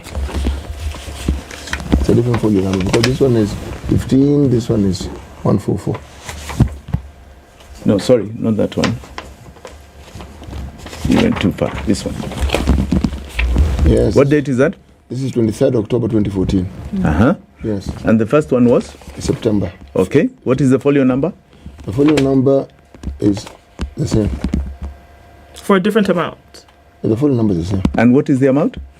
It's 25 billion. And the first one? 25 billion on October 2014, 25 billion September 2014. And so the same folio number? Yes, it is actually. How is that possible? So it's a duplication of the same amount to make it look as though it's a different transaction? Correct. Okay. Yes. And then also there's a different date. The received stamp, and that's 15 September. This one is a received stamp of 30th October, yet the letter is dated, I understand, 29th October, but then it's vague. But the folio number? Same. That is people hurriedly trying to conceal a fraud. Okay. The point I'm trying to make here, and it's important to understand this, is that this is the only evidence we have that the so-called $1 billion came to Kenya. The SWIFT transfer did not indicate the $1 billion came to Kenya. No, that's the only evidence that seems to point us in the direction. Because if indeed it did come, everything that you've said points to certain processes and procedures that are followed. Yes, it came from Citibank in London, it came here. But those things, these transfers, as you've mentioned, man, the documentation is aplenty. There's a lot of information about that transfer. No, this is I want you to just see it chronologically. Yes. So we got $2 billion from JP Morgan Stanley. Yes, we did. The first one, we can account in SWIFT transfers, right? One that went to Standard Chartered Bank London of $600 million. Yes. That we have got the SWIFT transfer. Another of 395, we have a SWIFT transfer. It entered the exchequer account. Accounts, yes. Right? That's documentation. That is documentation. Yes. The 1 billion that remained in September, up to September, we have no evidence it entered into the account at Central Bank. Save for not even in terms of regard of the SWIFT. Right. That it did not, they did not show us that it entered a sovereign fund account or the National Exchequer account. We have no evidence of that amount of money. We don't. But then this money that they were transferring, where did it come from? Now, this is the point, that those are just simple letters. It's not. We have no acknowledgement. Is there evidence of any transfer of that amount? No. Jimmy? No evidence. And no evidence of even acknowledgement from CBK that they're even going by those instructions. Why is this important, Jimmy? Why it is important is this, that how else do you account for something? Right? First and foremost, the money did not come to the National Exchequer account. So understand that it did not come to consolidated fund. It was being transacted between hidden accounts in New York and a hidden account in Kenya. But $1 billion cannot even be found in hidden account in Kenya. It never ever came to Kenya. So that it never went into any account. And what you then see thereafter is a purported scheme with those letters to try and show that there is documents. The same two individuals who are the account holders in New York are the same ones issuing instructions here for some sovereign fund account. And there is no acknowledgement from CBK of those transfers. Whereas when you see the amount of 395, you have acknowledgement from CBK of not only its receipt, right, but its foreign exchange component. I just want to change. Ask one question. Is it the normal practice that when the government of Kenya receives money from whether it's a Eurobond or whatever source, that the minimum or maximum number of signatories that are required for moving this money are 2 senior officials who are designated, and that they have the authority to move this money as they see fit? Or are there specific instructions as to how that money must be moved and where it should be moved to? That's why, City, I want to go back to the consolidated fund, the National Exchequer account. All revenues of government must enter that account. Yes. And the signatories are clear, all right? Yes. For exchequer issues. In other words, the exchequer issues that are issued for the movement of money. Yes. And all those exchequer issues must have somebody who must approve them, called the controller of budget. Because all those items must be in the budget. Okay. They must be funding something on the budget that has been approved by the people of Kenya through Parliament. Anything outside of that is illegal. That's how. So what has happened here is that you have money that has been received in an illegal account at JP Morgan in New York. You have money so-called received in an illegal account at CBK called Sovereign Bond Account. And that is some of it. We don't even know, right? Because we have no evidence of it being received in that sovereign fund account. Even as the time ticks, Jimmy, winding down to this, the big question here then is, should Kenya pay this money that's due in 2024? No. First and foremost, in fact, in totality, we should not pay it as $2 billion. We did not approve it anywhere in our budgets, in our parliament, for any development project. The whole 2 billion, forget about even just the 1 billion we cannot find. The entire 2 billion, we did not approve. We also never approved for it to go into funny accounts all over the place, like New York. We did not approve. That is not our law. And then on top of that, I want to assure you, $1 billion, which is equivalent today of 150 billion, never came into this country, never landed into any account here, was outright theft by a regime. And as I told you previously, the regime is very clear who is responsible for this. The warrants of the treasury of any money moving are signed by the President of the Republic of Kenya. Uhuru Muigai Kenyatta is personally responsible for this money. Jimmy, always a pleasure to have you here, and very important for these issues to keep coming out and finding out then what needs to happen thereafter. Thank you for being our guest this morning. Until the next time, Asante Sana. Asante. Thank you, City. It's 9 o'clock. Spice up your life.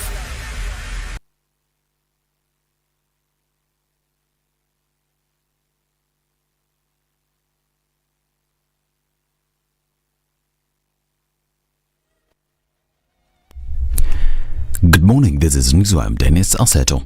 Uasin Gishu Senator Jackson Mandago has been arraigned in court after spending the night in police custody regarding the Finland and Canada education scholarship saga.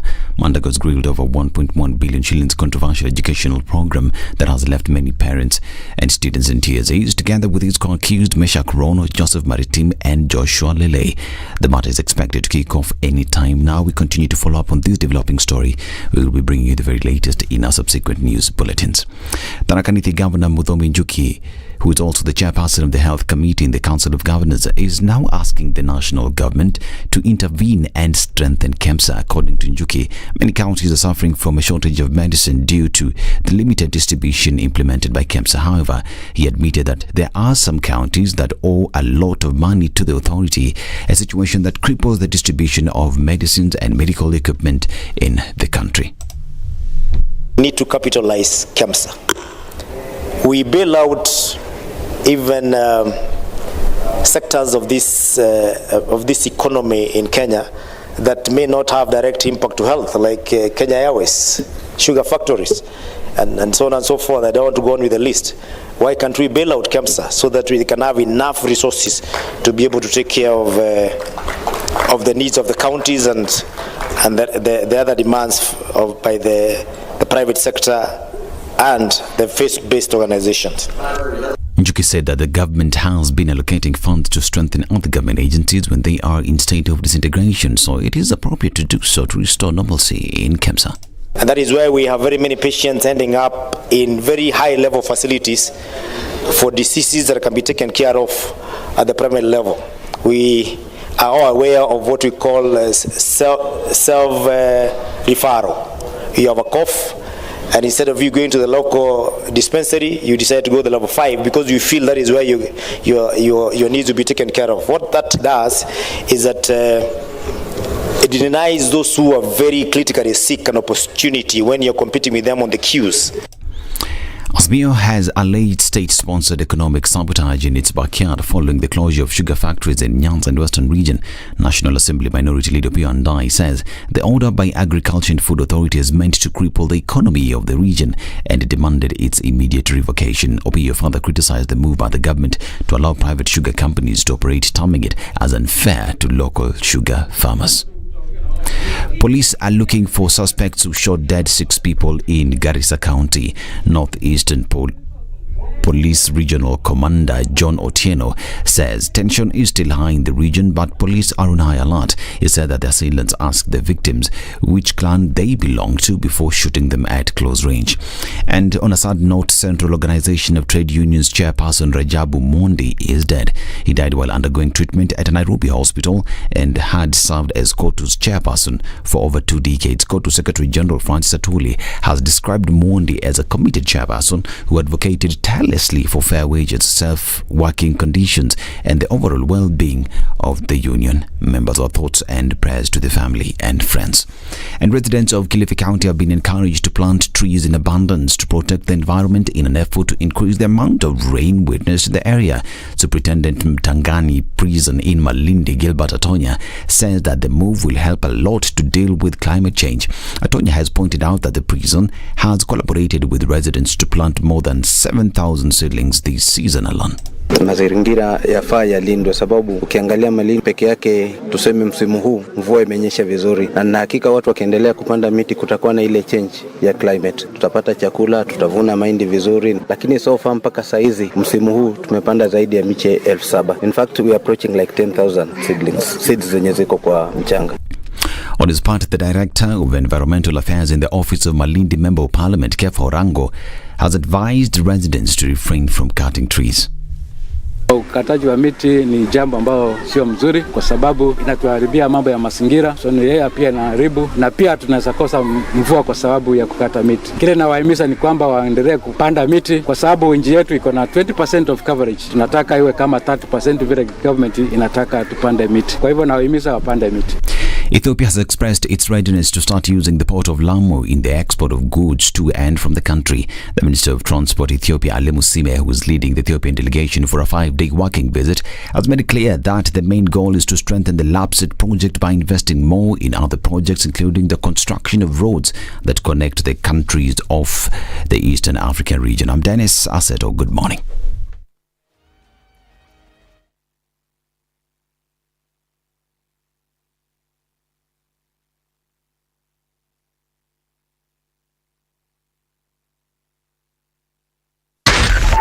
.4 Spice FM, Nairobi. Okay, at a few minutes after 9 o'clock, we're looking at traffic. Certain parts of the city still continuing on the Thika Superhighway, just at Pangani as you're getting towards that junction. That's either going to take you to Wangari Maathai Way or you're going to go into the city via Murang'a Road. So that's where you see the biggest amount of it right now. We're also looking at some traffic then on Langata Road as you get towards the junction, getting out to the city. But that is not going to take for too long. As you get towards the Nyeri Stadium roundabout, then you'll be on Easy Street going towards Uhuru Highway out into the CBD and then on towards Westlands. Chiroma has a little bit of a hold up, but again, not too painful. Whatever was going on North Airport Road coming in from Cabana seems to have whittled away, and we're not looking at too much traffic then going towards the Outer Ring Junction or then out towards the Eastern Bypass. So traffic seems to have settled more or less today. Whatever was happening earlier, I know it's because the last few days there hasn't been any, and then today, boom, out of nowhere. Keep an eye on things and see what happens closer to 9:30. Let's talk Spice FM KE on Twitter.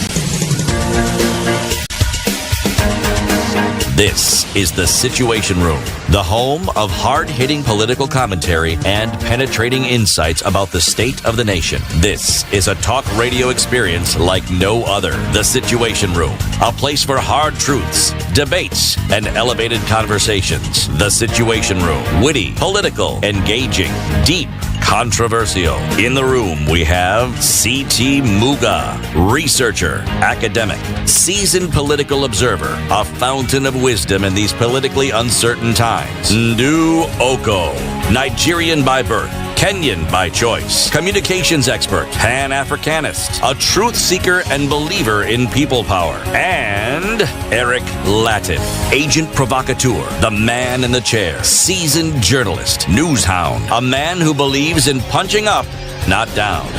7 minutes after 9 o'clock, and into the last hour of the only conversation this morning, and we're getting into the water, rather into the thick of it this hour, and I'll explain that to you in a moment.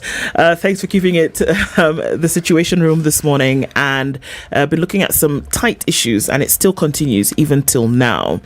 The Standard Chartered Nairobi Marathon takes place on the 29th of October this year. It's the 20th edition, and you can start getting ready for it now. Are you going to run in the virtual run, or will you participate in the physical run, which kicks off from Uhuru Gardens on Sunday, 29th October? What will it be? Which? 2,000 shillings is what you need to register on to pay at www.nairobimarathon.com. Join this 20th edition. Been running and impacting lives for 20 years. And again, proceeds from this run this year go towards the Future Makers program, which makes sure that young people, especially girls and people living with disability, can learn, earn, and grow. That happens. And then, before that, on the 26th, CT is taking us to Nakuru. CT, tunaenda kufanya nini? Choma na? Well, choma na ngoma. You know, when I first heard that term, I thought they were burning something with the music. Then I realized it isn't so. It's nyama choma na ngoma. But nyama choma, lengthy, wordy, so it's choma na ngoma. Has a nice ring to it, doesn't it? Yes, it does. A little alliterative, but choma na ngoma sounds okay. Yeah, so choma na ngoma takes us back to CT stomping ground in Nakuru County this year. First time out of Nairobi, and we're going to see how, CT is going to come and do, as we say in Nigeria, shake leg a little bit here and there. It's happening on the 26th of August at the Rift Valley Sports Club, and it's going to be fantastic. A night of food, partying, and music, and under the care of Radio Maisha, our sister station. And let's see what the night of fun will be out in Nakuru County. Sawa. Let's do it. Tickets are 800 shillings, ticketsasa.com, and you can send Choma to 28433 and get a chance to win a pair of tickets. Sawa, let's do it. This hour, we're in the water and we're asking questions about a recent ban that we've seen on Kenyan swimmers at world events. Shocking news, isn't it? We're going to get into that, and our guests who are helping us with that conversation already in the studio. Winfred Wanjama Waroi is an advocate of the High Court of Kenya and a partner at the Wanjama and Advocates Associates of Advocates. Right? Okay. LLP Advocates, rather. And she's here with us. Winfred, good morning. Good morning. And Isaac Aluchir is an arbiter, and a mediator. And we're having this discussion this morning because we saw this piece of news that came out most recently, and Kenya swimmers have been banned. There is the trailer. We'll get into it in just a minute. But as we get into this conversation, CT, as is his usual practice, has a proverb for us from Niger. Our proverb for this whole week comes from the country of Niger. And I like mentioning that prior to making my acquaintance with Ndu, I knew the country was called Niger. Then she corrected me and told me, okay, Niger is that river. And that river is in Nigeria. Not even in that country. And of course I went, oh. Okay, so now. Then I went, He who does not mend his clothes will soon have none.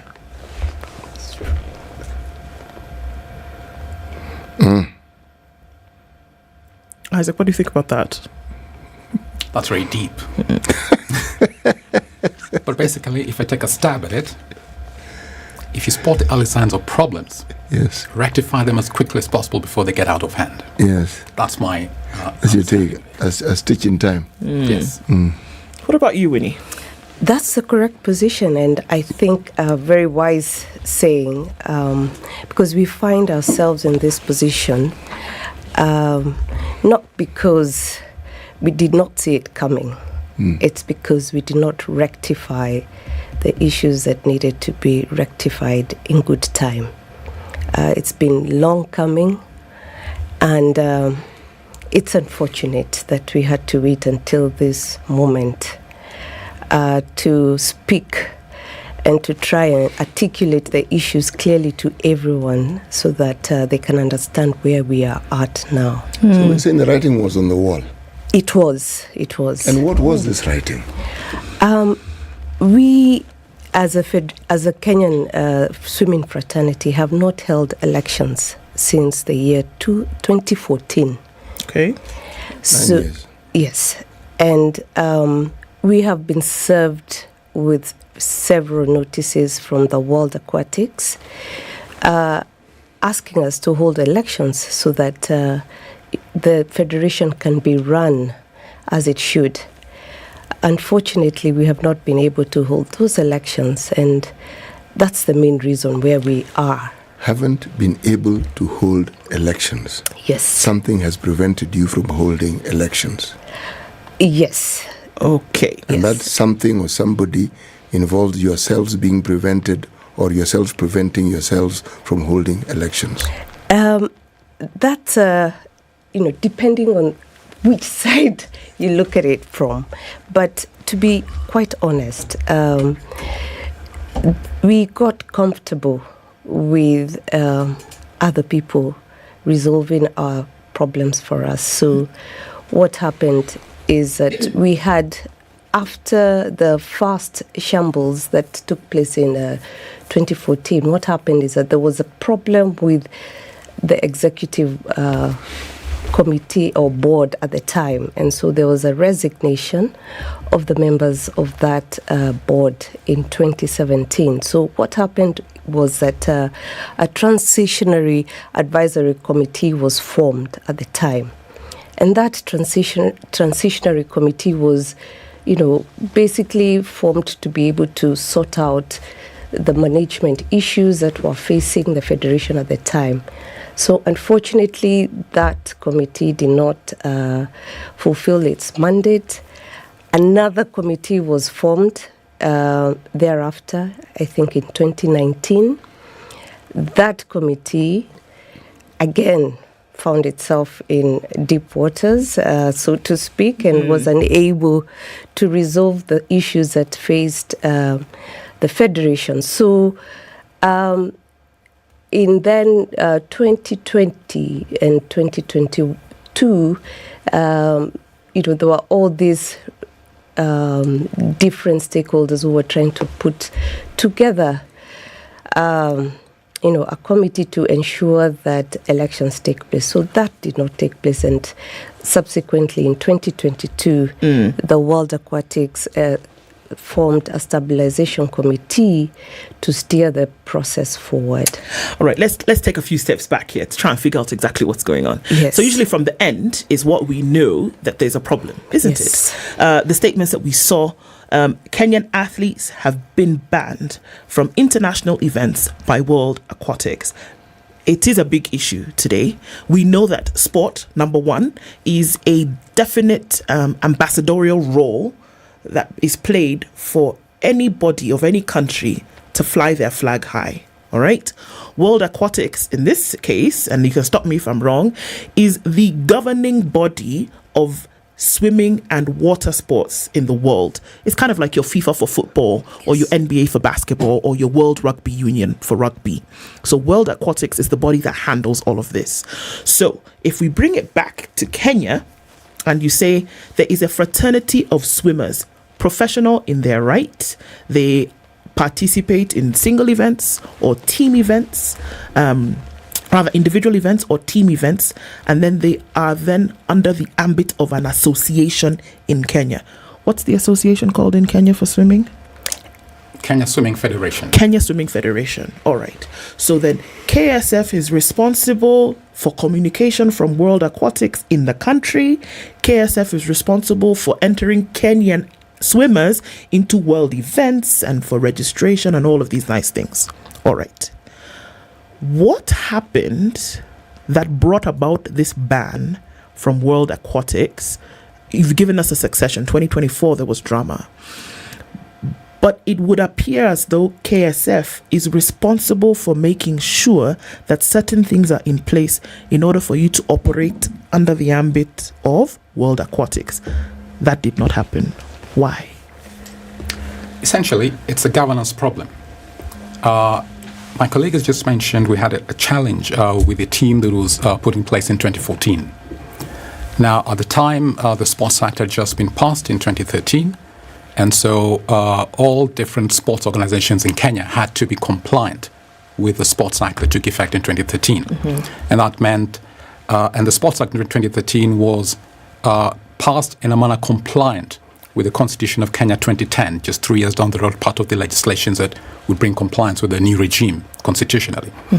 One of the issues there is the mode of elections. In the Kenyan Constitution, the mode of elections is by universal suffrage. Each adult citizen has a vote. Now, most of these sports federations, wherever they are worldwide, the mode of election is normally via delegates. So already that is a disconnect. Now, when you transfer power from delegates and take it right down to the actual individuals who constitute the sport, that power shift will unsettle some people who have vested interests in the old way of doing things. So that was one challenge. Second challenge is that 2014 there was registration under the Sports Act, but I think due to capacity constraints in the Sports Registrar's office, they never really got an answer to their registration application in 2014 until 2018 in May.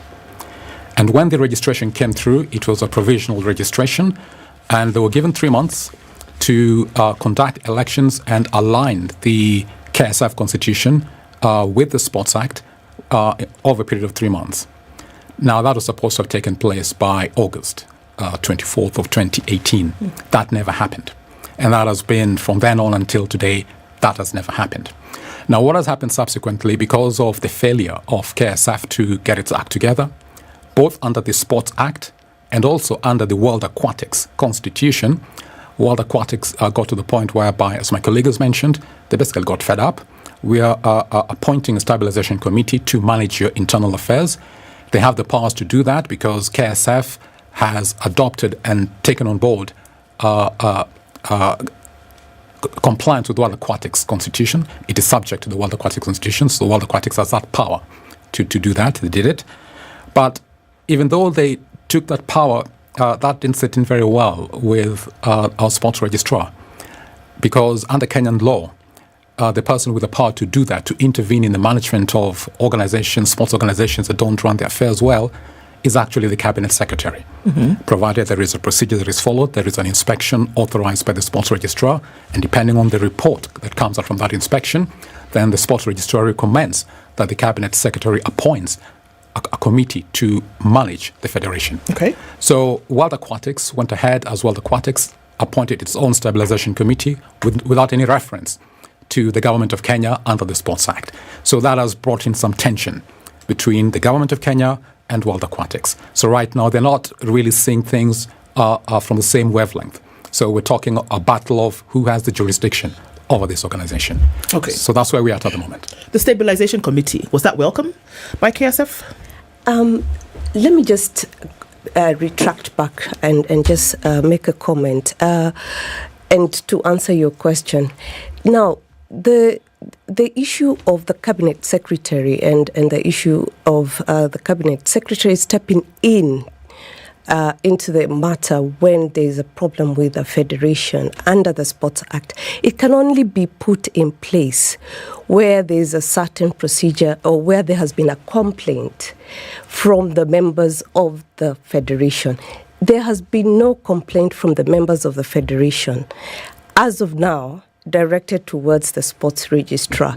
So there is no way the cabinet secretary would not have come in place and no procedure had been established for that.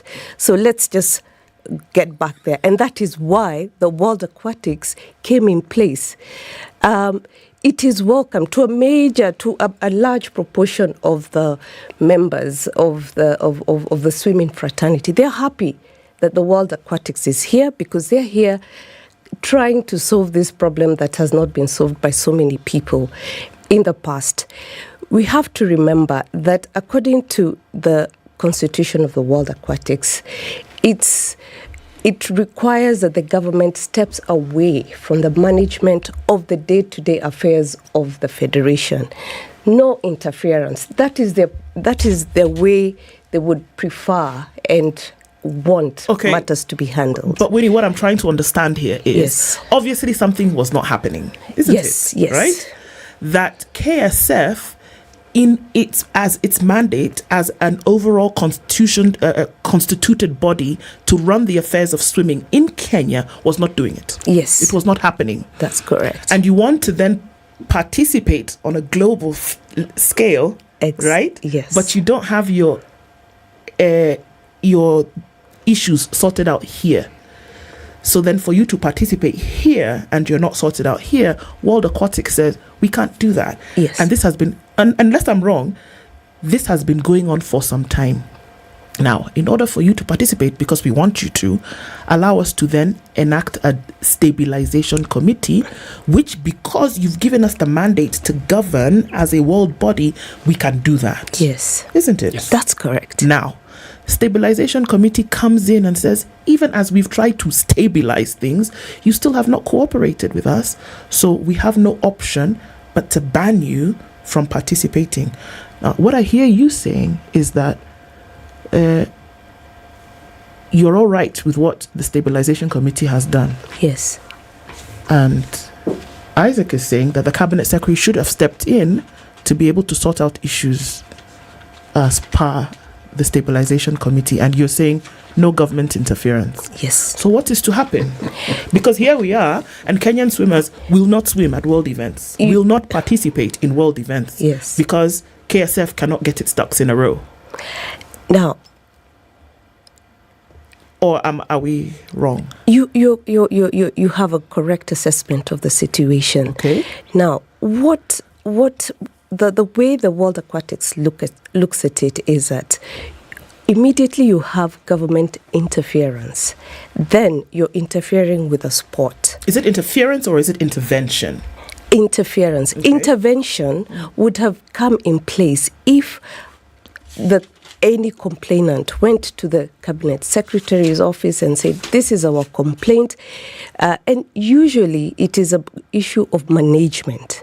Now, we have no executive committee or board that has been duly constituted so that they can, investigate and, and see what the issues are. So normally there would have been a complaint directed to the cabinet secretary to be able to start an investigative process. That has not been done. That had not happened, Isaac? That had not been done. Now, I take a different point of view. A sports registrar is the government official charged with ensuring that all sports organizations registered in Kenya actually comply with the Act. Part of compliance with the Act is regular elections every 4 years. Mm-hmm.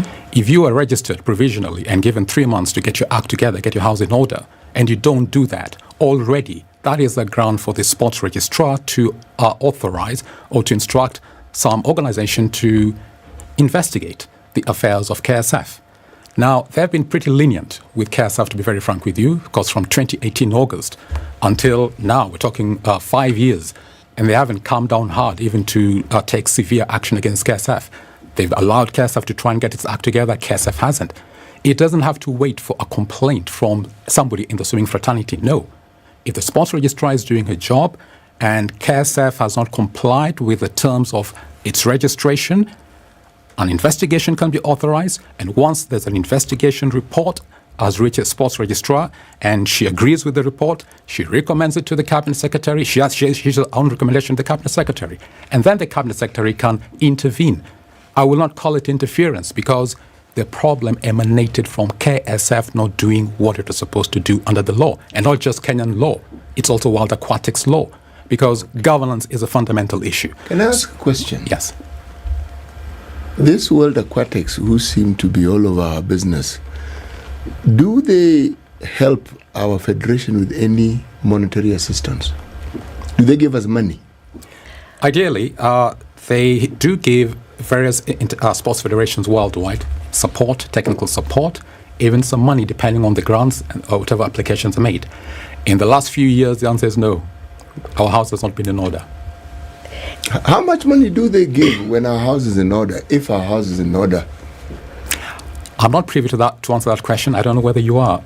Yes. Yeah. So normally what happens is that the main support goes towards the athletes themselves. Okay. And so for them to be able to participate in international events, they take up a certain proportion of the cost, because swimming is a very expensive sport. If you were to travel to the various places where these events, championships are being held. So normally World Aquatics would be able to sponsor the athletes to participate in these events globally.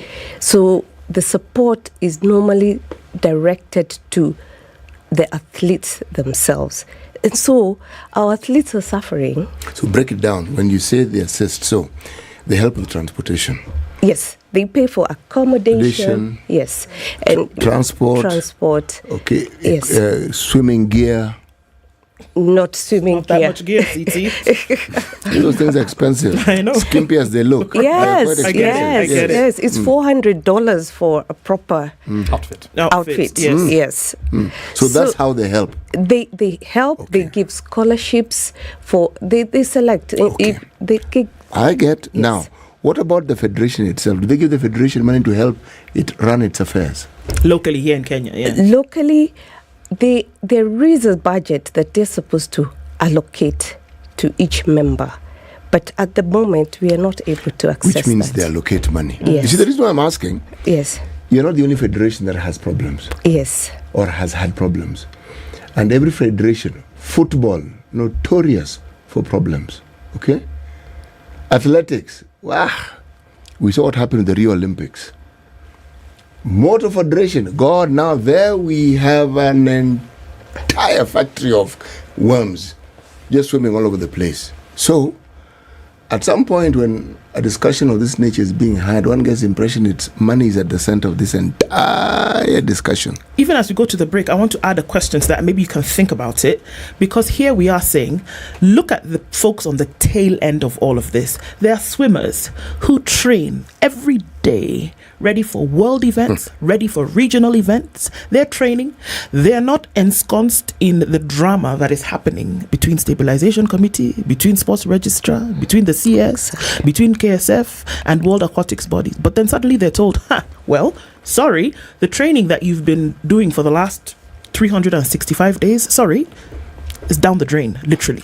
Yes. Because the governing body, the one who says you will go or you will not go, have said you will not go. But my question is, elections, KSF. Why couldn't KSF have elections to put about officials in a federation to govern the thing locally? Why? We'll answer that after the break or now? Yes, we'll answer it after the break. Maybe you can think about it and then we'll see what that is. It's at 9:30 on the nose. We're having a swimming conversation this morning, actually a sports conversation, a little bit bigger than just this one, because as CT says, it's stuff that riddles quite a number of federations across the continent, not just in the country.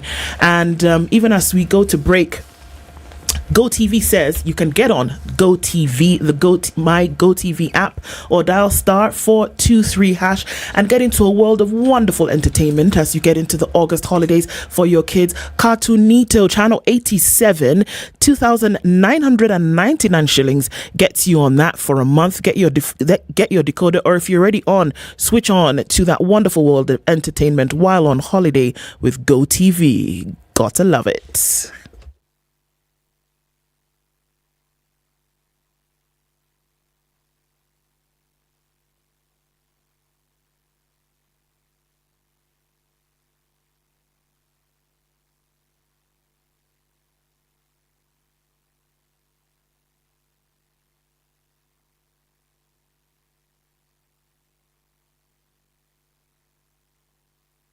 Isangapi bwana Simba? Isaya Zigen Shako. Isangapi bwana Simba? Isaya garbage boy na trash can. saa ngapi bwana Simba? Ni saa ya Henry Danger. Kila saa ni saa ya fun na enjoyment na GoTV. GoTV kuna show za kubamba watoi wa all ages na familia yote. Furahia Garbage Boy and Trash Can kila weekday at 5:45 p.m. on Cartoon Network. Halafu ujinaize na Zigo and Shark at 6:45 p.m. on Cartoon Ito. Nayo weekendi ni ya kujinaize na Henry Danger at 6:45 p.m. on Nickelodeon. Dial *423# to get and stay connected to shows moto za kuchachisha August holiday. GoTV, love it.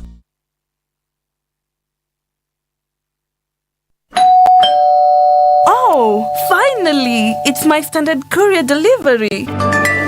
At Standard Courier, we know that your time is valuable. That's why we guarantee swift and efficient deliveries to your doorstep every time. Give us a call on 0793 599 684 or schedule your next delivery by visiting our website www.standardmedia.co.ke/courier. Trust Standard Courier service for all your courier needs. We deliver with pride.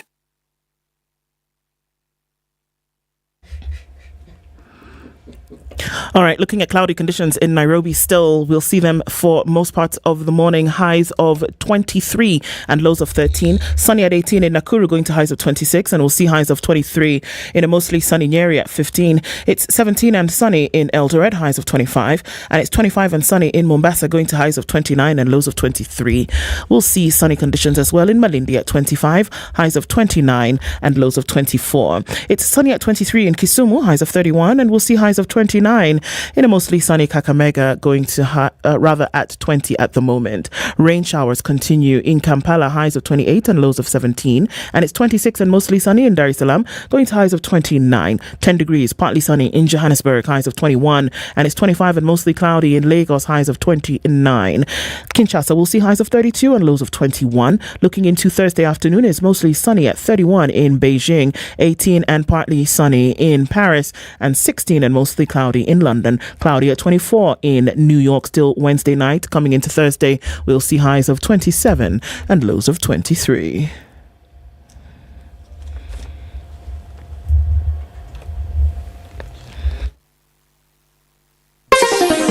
Chilled Spice.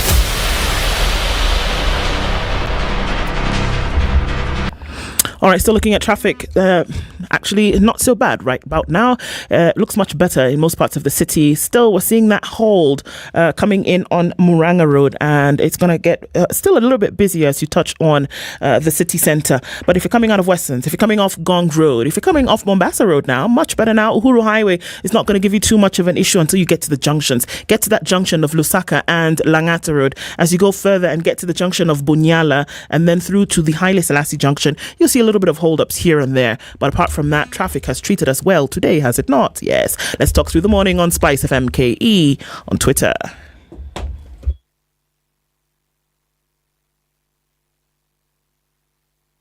Business News with Spice FM. I'm Dennis Aseto.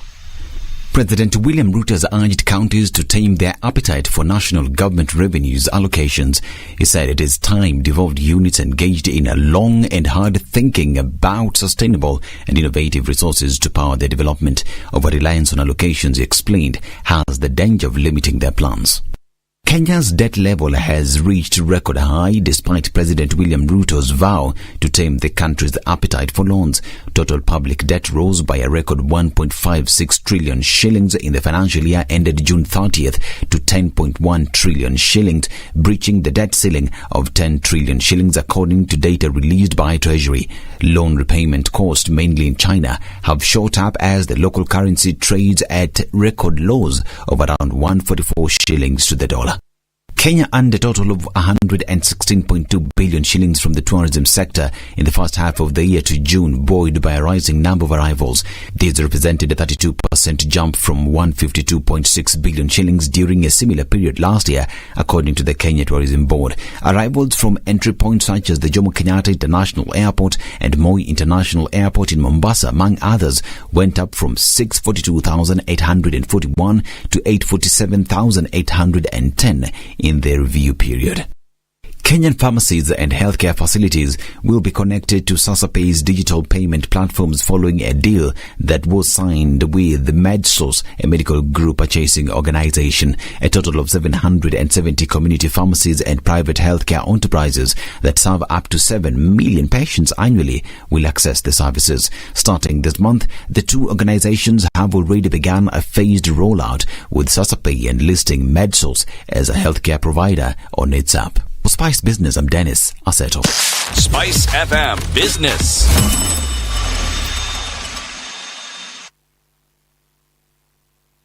Mature, intelligent talk every morning. Spice up yourself.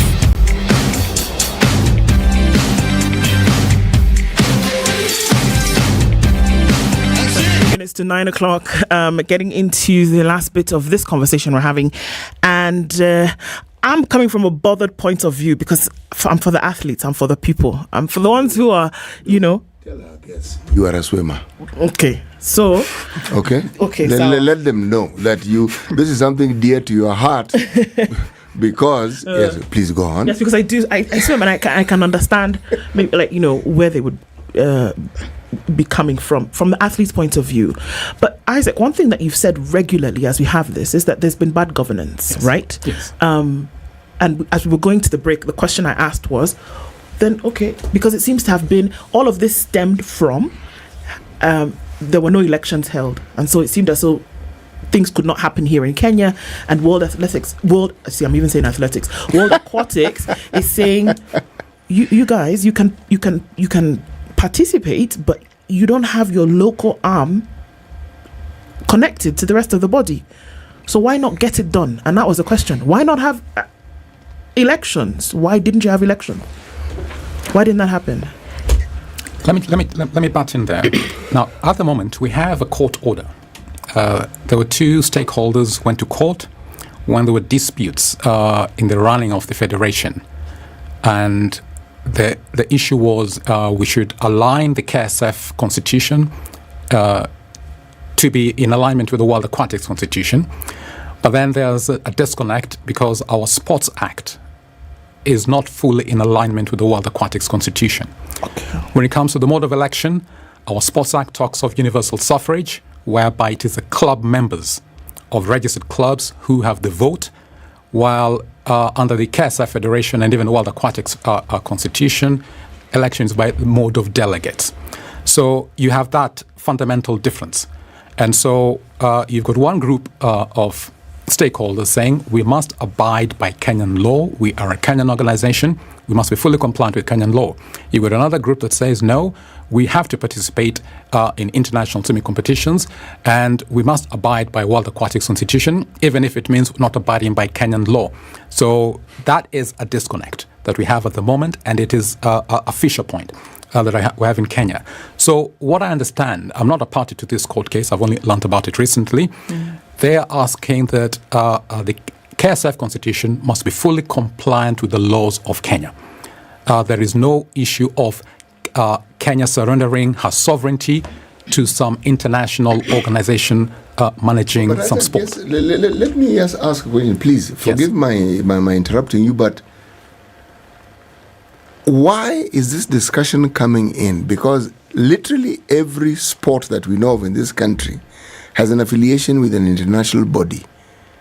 Especially if you're going to participate globally. Yes. You have to. So how, at what point does participating at the global level interfere with our laws? Exactly. Let me just butt in and just clarify a position that brought on the issue. Going back before the court case was filed, the court case was not filed as a result of mismanagement. The court case was filed by actually one of the parents who sat in the same committee, the interim management committee.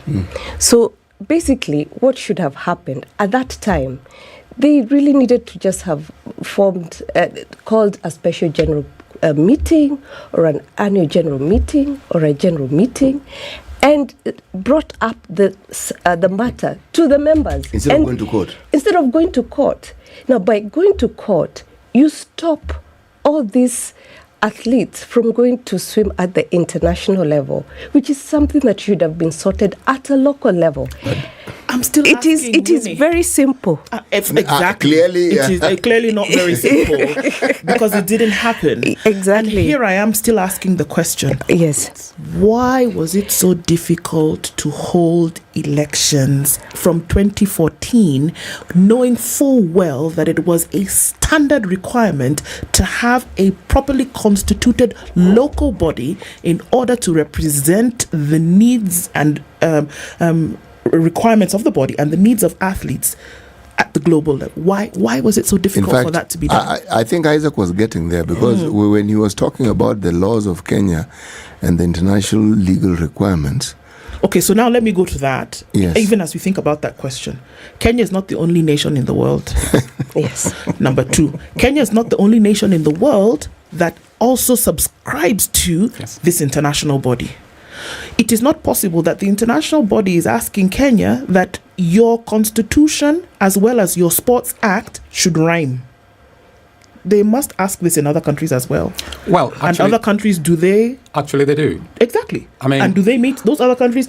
Do they meet the requirements that then enables them to participate at the global level? I was privileged to see a report in the media whereby World Aquatics has given Swimming Australia, which is a federation in Australia, and I'm sure you're aware that Australia is a powerhouse when it comes to swimming. Yes, they are. Yes, and they've given them a 3 months notice to get their house in order in terms of their constitution.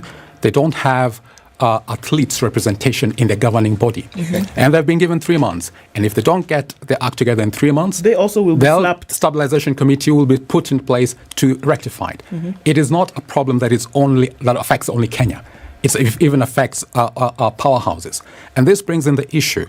Are you going to surrender your national sovereignty to some non-sovereign international body somewhere else simply because they control that sport worldwide? Isaac, that is an I issue. have to pause you again. It is an issue. No, but the surrendering of your sovereignty, this is the thing that I'm finding a little strong, okay? Because if you are asked to have a clause in your act that has representation of athletes, it sounds to me like a good thing. Exactly. It is. And let me just finish. Please. That issue. Yes. Now, the issue here is, in the past, some of the international sports federations have been basically a law unto themselves. Yes. Let's just call it what it is. Yes. Yeah? And so because of that, they have dictatorial tendencies. Yes, they do. Even right now, World Aquatics is basically ordering Kenya, do this, do this, do this. But on the other hand, everybody in Kenya is subject to the Constitution of Kenya. And therefore, if we come to mode of election, and our Constitution calls for universal suffrage, and it is a human right, a political right under Article 38, you cannot deny that club member their political right simply at the altar of participating in an international sports organization. So, now, it's not unique to Kenya only. It affects other nations. And World Aquatics is also a member of the International Olympic Committee, which is even a broader group. Now, the IOC has actually looked into this issue, and they call it, there's an issue of autonomy. I mean, are sports federations to be completely autonomous of governments? And they've discussed the issue, and they've come up with a phrase called responsible autonomy, whereby international sports federations must recognize the environment in which all these different national sports federations operate in. They're not operating in a vacuum. So you must strike a balance whereby governments and international sports federations find a middle ground so that they can accommodate one another. You don't have an international sports federation, for example, sometimes in the past, FIFA ordering FKF, and if Amina Mohammed's cabinet secretary, past cabinet secretary, puts in a management committee to take over, Kenya is simply slapped with a ban, as we were. So these are issues. So the IOC has basically talked of responsible autonomy.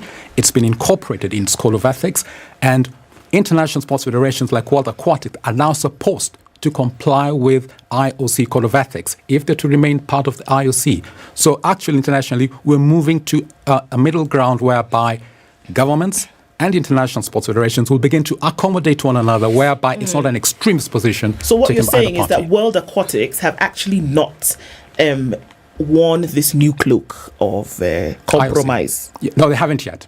World Aquatics have not worn the new cloak of compromise that has been suggested by IOC? They haven't yet. Okay. Because going by the way they are handling the matters here in Kenya, and even they haven't yet. And so we need to get to the point whereby we bring World Aquatics to compliance with the IOC so that there's responsible autonomy, governments and international sports federations. They both have a stake in sport. They accommodate one another. Isaac, you know what I observe? You're a freedom fighter. Yes. Of the Pan-African kind. Of the Pan-African kind. Of the Kenyan people, of the club members. We have political rights, and you cannot take away those political rights from us. I agree with you completely. Completely, absolutely. Our house is not in order. Simple fact. If our house was in order and we're discussing the IOC and discussing the Aquatic Federation, then the fight would be easier, wouldn't it? Yes. Yes, but our house is not in order, is it? But Winnie, I hear you saying, and even as you come to that point, I hear you saying, just leave us alone, we want to swim. Yes. Why? Because, you see, it's not as simplistic as Isaac puts it. The reason why we've arrived where we are... I said it's very complex. It's basically he's saying, let us apply our Kenyan law in our Kenyan federation and let us vote the way we want. Basically, that's what Isaac is saying. Because the Sports Act states that, and our constitution states that we vote by universal suffrage. That's basically what Isaac is saying. But we're also bringing us, clearly told us, we are taking ourselves to the international stage. And if we want to swim at the international stage, we have been given rules and bylaws to follow. We cannot go and tell the international body, you people, you must follow our rules. They have told us very clearly, if you want to swim at the international stage,